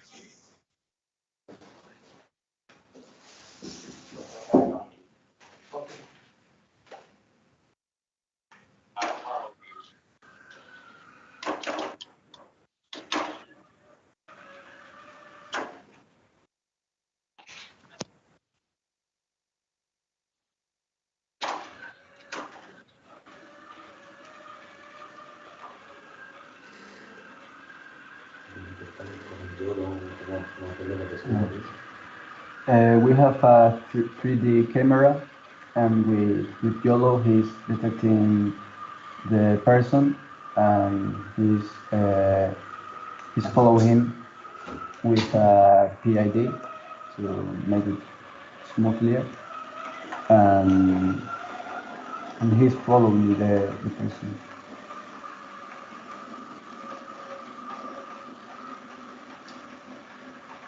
So when he arrives the car, whenever the operator wants, you can tell him to stop. Go home.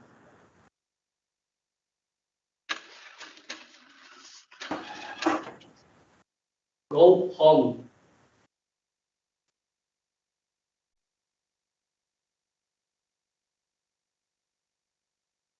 We're having troubles with the mic voice command.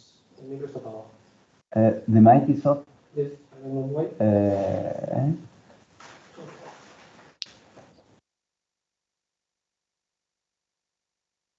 Just touch the volume of the mic.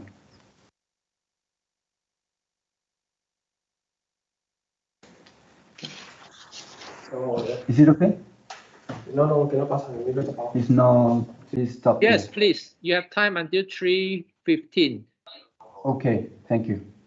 Thank you very much.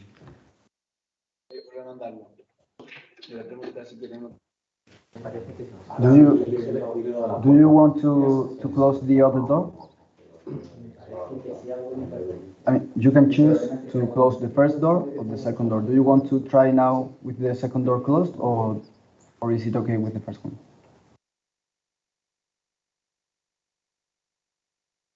Did you get me?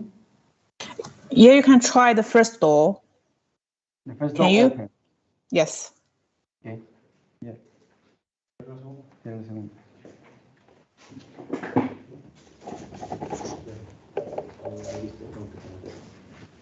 Habla ahora de Helio. De Superior Trip. Sí, comunicado. Básicamente porque a mí las preguntas también así que están cosas. So to talk a little about the development, we've developed this task with behavior tree, and Let's go. Okay. Sorry, can you put some obstacle on the way? Can you repeat it? Sorry. Yeah, can you put some obstacle on the way? Can the robot detect the obstacle? Yes. 1 second.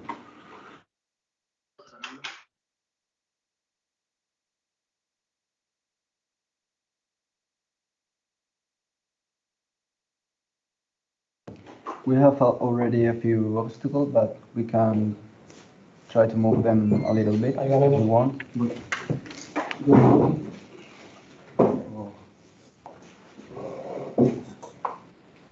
¿Tienes el micro prendido?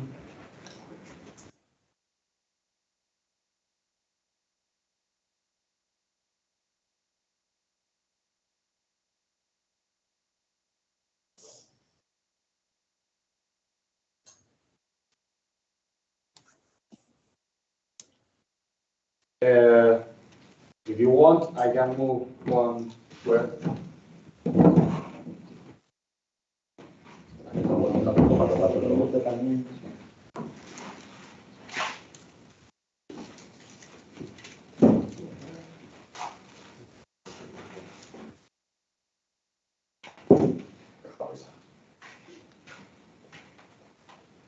Okay. Is it okay? Yes. Okay, so Victor, we can start. Okay.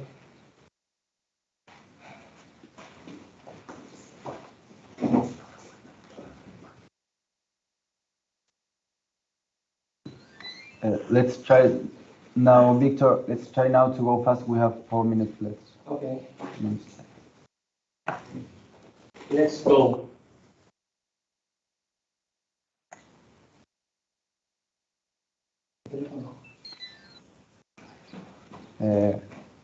One second, we have ¿No está el teléfono? one issue. Y un teléfono.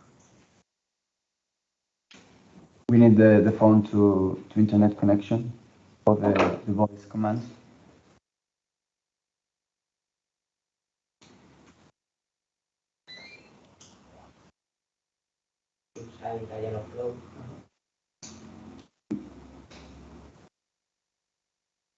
So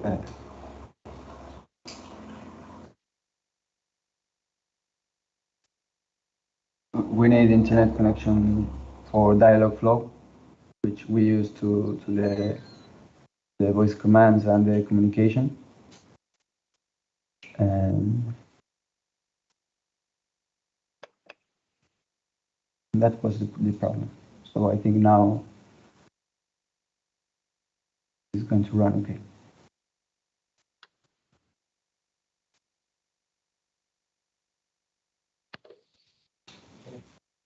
Pero se han pegado las terminales. My partner is having issues with the terminal. Dile que ponte a hablar sobre el este. Es que no sé qué más decir. Dile que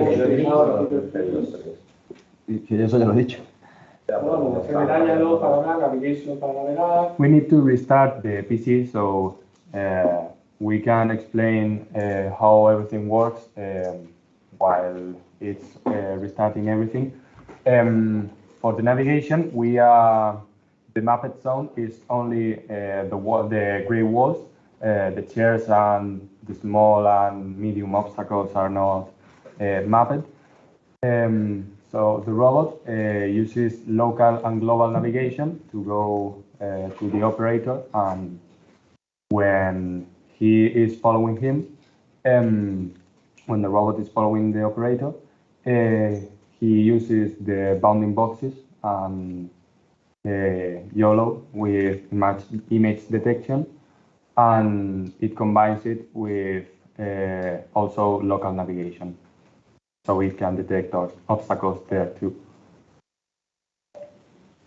And because of the 3D camera, he can check how far is the operator, and he can go faster or lower depending the distance to the operator. I think, is it okay? Yeah. Okay, so we have just 1 minute left. I don't know if maybe we can try just entering the arena. Let's go.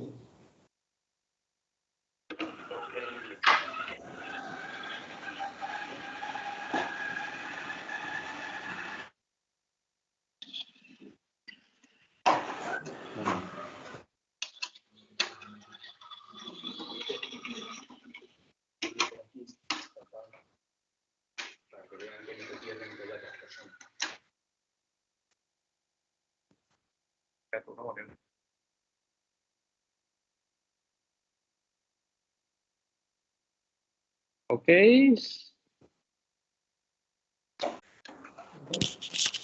Do we finish or not?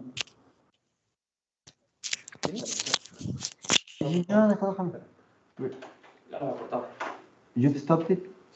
Oh, okay. We stopped the robot, so we can now start the Q&A. Le quita la cámara, ya.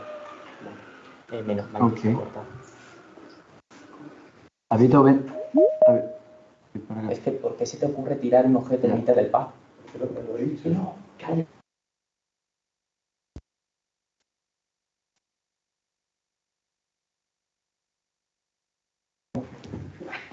So, we're ready for the Q&A.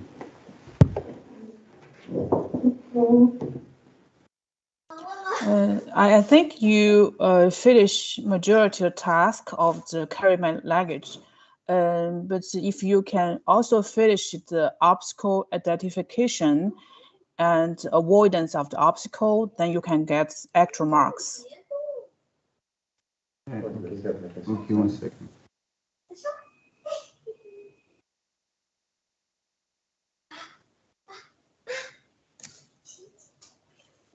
Thank you. Yeah, that's the only comments from my side. Thanks a lot. Thank you. Wow. Can you repeat, please? I don't know whether you read the rule of the competition. So in the rule, I think you already complete all the general tasks.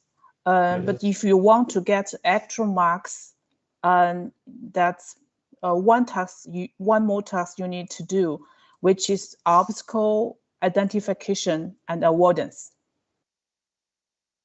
But he already sorted the obstacles. No? We can run it again if you want, but I think he already avoided a few boxes, but if you want. But in the rule, that's people. If there's some people blocked. It can detect people, so we can try. We can try it again. Sí, dile que podemos.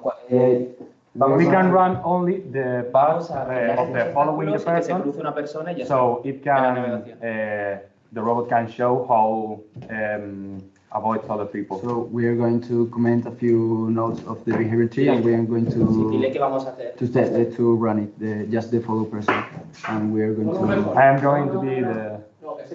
Dile que hasta ese punto se lo mostramos para hacerlo más rápido. O sea, que ahora va a escribir una persona. Eso. No, pero que escribe una persona. ¿Ella quiere en el seguir persona o en el? Do you want the person to be avoided through the path before it goes to the operator, or when it's following the operator? I don't think you have enough time, or Jerry. Por eso, ahora lo más. It's just 4 minutes. 4 minutes? 4 minutes? Okay. Víctor, comenta sobre el follow person. No, que siga la gente. Sí, el follow person. Claro, que es lo que quieren ver. Durante el follow person. We're going to launch the follow person node, so he will follow my partner, and I will be the obstacle. I will be in the middle of the path. The road will be able to see me and avoid me. Okay. Thank you.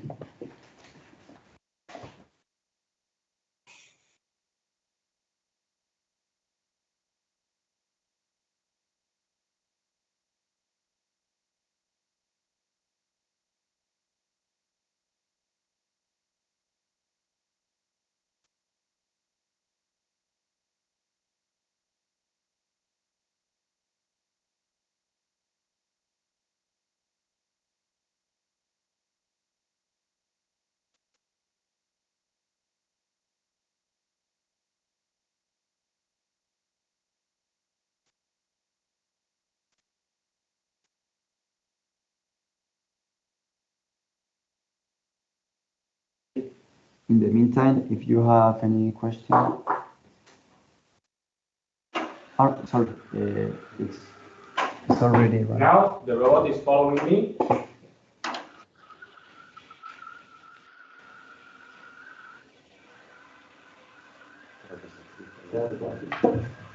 Entonces por delante de movimiento. Por delante de van por detrás. Entre la cámara y él no, al revés. Voy por el pasillo. Ok, quédate ahí sentado. Hay que cruzarse un poco. Hay que cruzarse. Tengo que pasar por delante. Sí. Fíjate. Fíjate, no. Fíjate. Pero, por dónde, que te pongas delante. Pero, sí que no tengo por dónde pasar.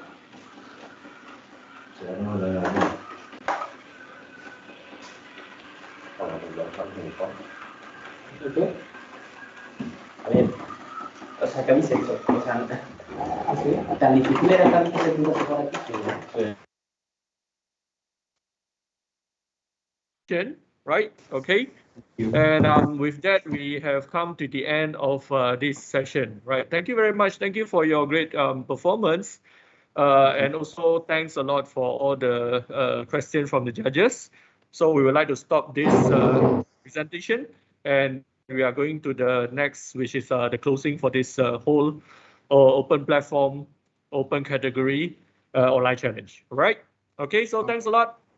And I would like you to stop your sharing screen.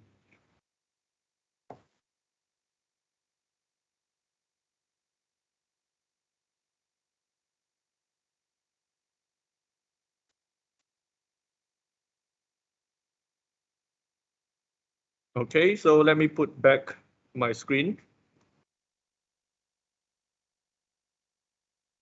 Okay, so thanks a lot for the very excellent presentation for all the teams as well.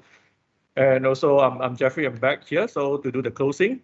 So thanks a lot, Jerry, for the hosting, and also all the panel jury member, and also actively giving some suggestion to see if we can actually make the presentation or the performance of the teams better in the coming online challenge, right? So, but before that, let me introduce all the judges. Okay, let me go through, right, the list. Right, so we have two from our jury chair, they are Luca and Amy, but they will be doing offline review because they can't actually make it for this session. But we have one, our OC member, Dr. Hagiwara from Ritsumeikan University, Japan, together with us online today. So can I call upon Dr. Hagiwara to actually introduce yourself and also give us some suggestion to the team to see if they can improve in the coming competition.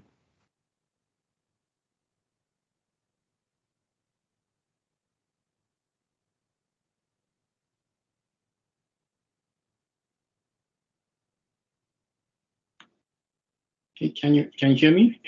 Yep, we can hear you. Okay, so thanks for all teams for thanks for interesting demonstration and good challenge. And then every year the level of demonstration is improving. I'm so very happy, and so I hope all teams keep developing your robot for more general and more high level human support robot. So thank you very much. Right, thanks a lot.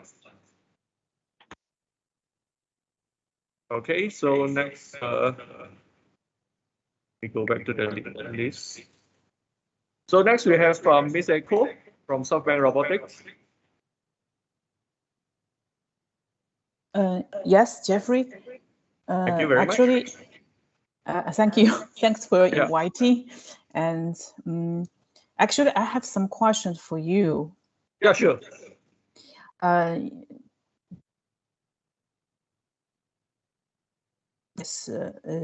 Just finished the general tasks of the rubric, like the carry my luggage.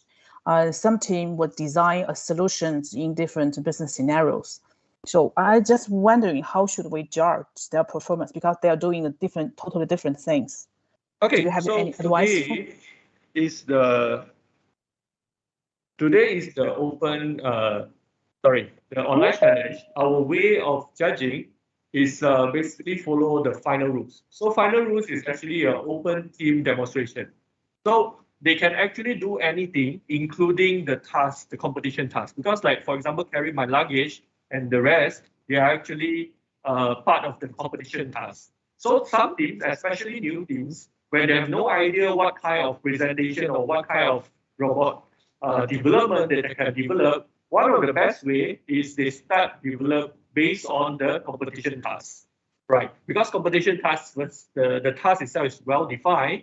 The technology requirement is also how to say, we have a benchmark, standard benchmark. They can actually gauge based on the marking scheme and so on. So it's a good start for them. So for example, like team from Spain, the last team, so they actually try to finish all the task requirement to show you the demonstration. And also with that, it will be easier for us to understand how much technical achievement they have achieved, right? So that will be a good reference for the judges to gauge how much technical achievement that they have completed, right? But as for the judging for the online challenge, we have to think in the way that it is very similar like another open team presentation. So instead of giving them the point based on the competition task marking scheme, which is we are not going to do that in the final.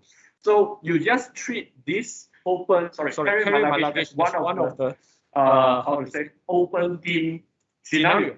Then with this scenario, the team performance, you just put down the score according to the same marking scheme that we have for the final. So again, similarly, like how well is the problem, how well is the solution, is the solution user-friendly, is the solution useful for human-robot interactions, and so on. So it all come back to the marking scheme, similar marking scheme that I show you. Maybe later I can show you again, like for everyone to understand. So it is perfectly fine for them to do the competition task, but on the judging side, we will still use the same final judging criteria to actually put down the score for them. So Echo, I hope like this explain right. So maybe I can show you the marking scheme over here. Right. So this is the marking scheme. So for internal, we will look at the technical, and for external, we will look at the general. So although they are doing the competition task, you still use the same judging criteria to put down the score or to gauge them accordingly. Right. I hope that answer your question. Echo, is that okay? Yes, because I asked these questions because the last team was doing the carry my luggage tasks, and they almost finished all the objects and the bonus parts. So if we only judge from the rubrics, then he will get all the marks.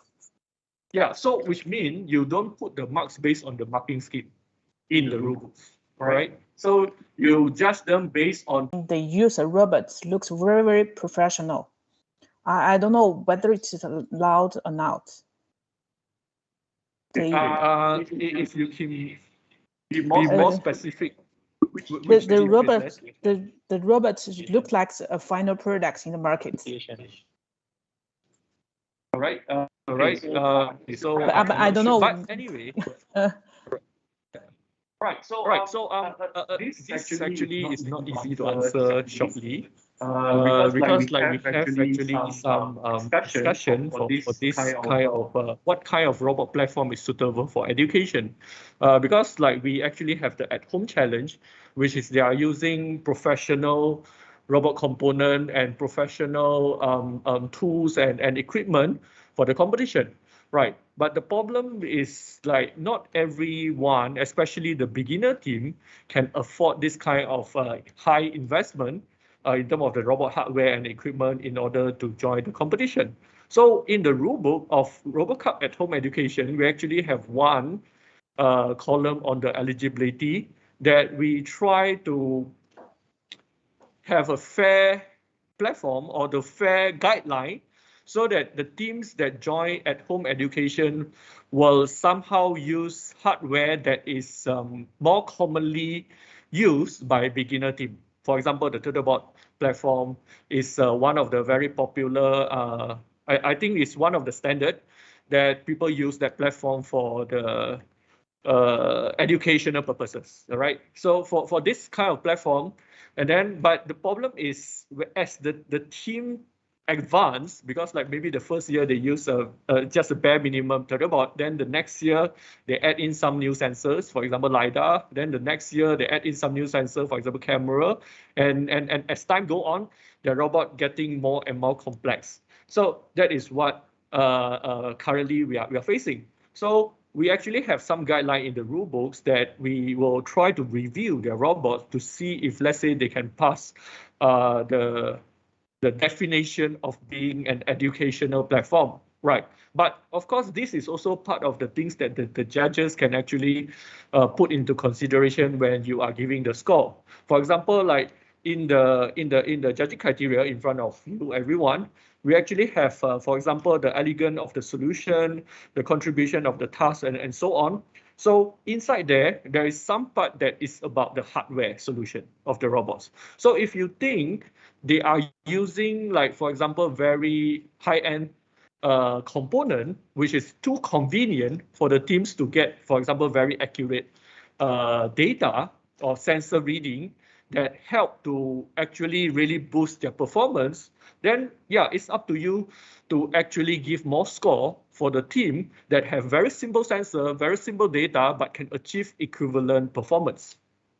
I'm not sure if you understand what I mean here is, but instead of penalize people that using good materials, we should actually give more point for the teams that use simple materials and achieve equivalent or even better result. So that would actually encourage people to try to think different, to think simple, use simple equipment, simple solution, but can achieve better performance. And that is actually a better cost to performance ratio. And in education, we always look for this kind of solution because in order to do education, we always need to have very accessible robot platform that everyone can afford, everyone can buy, and everyone can use. So we encourage team to use not so expensive materials, but we want to focus that it can give the best result. But of course, some things they might slowly invest more and more money. But if let's say they invest very expensive equipment, but it don't actually give a lot better in terms of performance, that means their technique is not that great, right? So with that, you can actually give more point for the teams that use simple equipment and get better result. Yeah, right. So with that, yeah, it's totally up to you how you gauge the technical development and the quality. How to see the product itself have very good design, and the whole solution also looks very professional. I feel like they're using final products, and there's some solution templates they can use to design. But I don't have any evidence to prove this. So in your opinion, if I don't have strong evidence to support this, can I just give them a low marks based on my personal assumption? Yes, of course, because like a lot of your, a lot of your score is quite subject to, but we believe your professional judgment, right? But one thing I will say that if you want to look more detail, because like we only have 15 minutes, so a lot of details we cannot go through, we actually have the report and also the video and also the poster. So we have actually 3 things from the teams that later on, I can introduce the material to you, then you can have more detail about the technical detail about the teams. Then from there, I think it's very clear that what kind of component they do, what kind of algorithm they use. And with that, for example, they use very high-end material, but they use very simple algorithm, and they achieve so-so performance, then of course you can give your point accordingly. Okay, Understood. Yeah, I don't have any other questions. Yeah. Right, yes, but I would like you to introduce yourself, introduce SoftBank, and give some feedback to the team just now. Actually, I already introduced. Yeah, we understand. But it's different session. Okay. I also introduced myself for 3 times. Yeah, so this is Echo from SoftBank Robotics China. So thanks for Jeffrey's invitation to be a judges of today's sections. And so today, this afternoon, there are 7 teams. Some teams not perform very well, especially the first 2 teams. So their whole demonstration is not very good. So and some function they described was not fully demonstrated. So I think they need to be improved in the future if they still want to participate in this competition. And the other team, some teams, they have very good ideas. So they observe the problem in the daily life, then they come out with good ideas, and then they deploy some of the good solution to solve this problem. Although the solution is not very professional, but I think they spend time on that. And if they can spend more time on that, I guess the solution will be better than now. And for today's section, I think Jerry gave more comments than yesterday. Oh, yeah, sorry, I should not comment this. Other than that, I don't have any other comments. Thanks a lot. All right, thank you very much. Thanks, Echo, for being very active this time. And I'm very grateful that now we have actually both Jupyter Robots and also SoftBank Robotics that is very supportive to our activities. And I really hope like this platform can actually help both companies to also promote your very good products that can bring a lot of advantages for our teams to actually advance in their technical robotics development. Right, so with that, I would like to come to the next jury member, which is Dan from Jupyter Robot. So yeah, thanks a lot for your sponsorship. And also I would like to hear from you. And also you can introduce yourself and also Jupyter Robots, and also give us some feedback about the team performance this afternoon.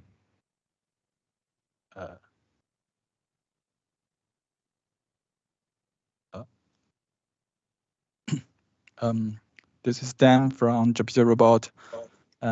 First of all, congratulations on the successful conclusion of the online challenge. And to the participants, well done as always. Yeah, it was delighted to see so many teams doing so well. Obviously, AI is a way for our future. And you know, today's team surprised me with their great demonstrations. It was very interesting to see the creativity among the students from school level all the way until university. This is truly above and beyond. So I'm really glad to be here. Oh well, thanks all. Okay, right. Thanks a lot. Then thanks to Jupyter Robot. Okay, so the last in the list, but not least. Okay, let me bring up the list. Right, it's Jerry from Latel Robotics Singapore. Okay. So hi everyone. Yes, equally.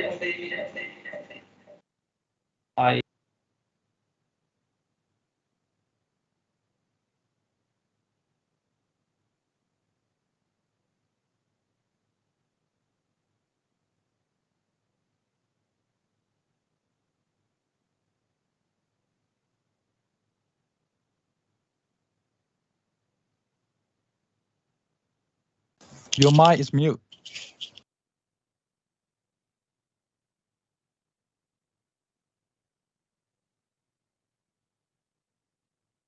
Jerry, your mic is mute. We cannot hear you. Okay. So let me go to Dr. Jeffrey's room. Okay.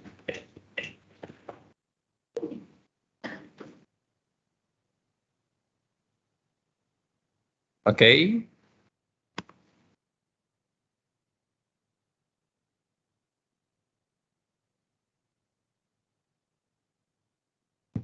Hi everyone. So can you hear me now? Yes. Yes. Yeah. Okay. So it was a great pleasure for myself to join the jury session for this Robot Kai Home online challenge. I think I only have a few comments. Also, yeah, for generally, I think the intention of the online challenge is for the participants to illustrate also what they have done and what they have developed, right?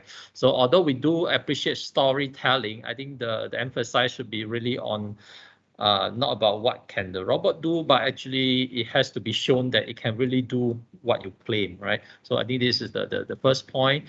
And then regarding the demo itself, I think there's also rooms for improvement. For example, I think the setup day was actually designed or intended for the teams to really test simple things like the position of the cameras, etc. That I think all these small details should be pay attention to. And the other things which I also observed that there are teams that spend a lot of efforts in demo, but probably did not really think of the overall how to say running of the demo. That is sometimes it does seem to be a bit too long, and then there's probably some silence along the way that could be actually replaced by some comments or some just to make the demo a bit more interactive or more interesting. So that's my my feeling. But overall, I think well done to everyone for taking part. I think it's not easy to need to juggle so many different points from programming, writing the storyline, and then to a demo, producing video. I think there's really a lot of efforts behind. So thanks and congratulations to everyone. All of you are winners. Okay. Thank you.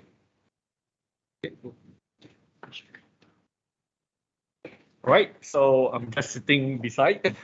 Right, so come back to me. Right, so initially we actually want to have a group photo, but unfortunately our setting now is not really allowing to have everyone. But actually I can see quite a lot of lists still online. So I'm not sure if everyone can turn on your camera and we have a group photo together to have, although virtually, to have a record so that this is the event that we have done, right? If I can ask everyone to turn on your camera and we can have a group photo, is that possible, everyone?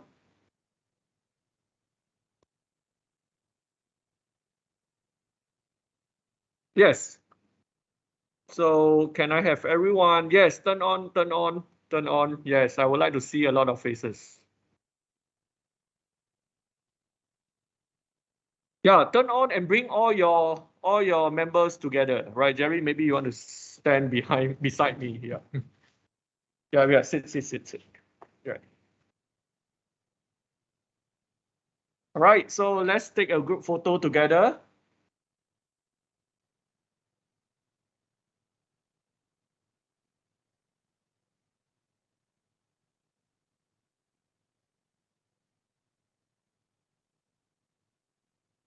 Yeah, great. I can see robots, and that is what I want to see, right? Any more? Yeah. All right, so we have Pluto teams and also Kamen Rider teams around. Yeah, this is good, and also a Spain team. All right. So thanks a lot, everyone, for your great effort. Right. With that, we actually conclude the RoboCup at Home Education Online Challenge 2022. Right. So give a clap for everyone. All right. So so I think this is the group photo already done. All right. So I would like to make announcement because like everyone is asking me when will be the award ceremony. Okay, right. So because we also have offline review by our jury chair and also some of our judges that is not actually joining the online session, including our session yesterday and also this morning. So we need some time to collect the feedback from the rest of the jury member, and then we will do the scoring, we will calculate the score and everything. And the award ceremony or the announcement of the ranking will be done together with the on-site challenge. Okay, so but the on-site challenge schedule still, I mean, like although they have the tentative one, but I think there might be some adjustment. So we will announce accordingly. We'll put up on the website and so on, and hopefully we can have an online session as well together with the on-site award ceremony, so that we can get everyone together when we announce the result. Okay, so I will keep you posted. Don't worry, I will send the email so that you know when the result will be announced. Okay, but tentatively now we will try to do it together with the on-site challenge for the result announcement. So is that okay, everyone? So I hope that's okay for you. Okay, right. Okay, so that's all for today, and thanks a lot for joining us today. And I'm very happy because now actually I'm quite busy. I'm running through like 2 workshops and 1 online channel at the same time, so I can't appear all the time. But actually we have a lot of Pepper teams and also Jupyter Robot teams down there is doing the testing. They have a mini challenge tomorrow, so it's a lot of things. Is very exciting. So I will see you again. So hopefully next week we will go to the BITEC and we will have the on-site event, and we will bring you more news. And please keep in touch with us, and we hope that we will see you all again during the award ceremony. Okay? All right. Thanks a lot. Right. So with that, I would like to conclude, and thanks a lot all the teams. Thanks a lot all the jury member and all of you who are watching the video after this. All right. Thanks. See you. Thank you. Bye-bye. Bye-bye. Bye. Thank you.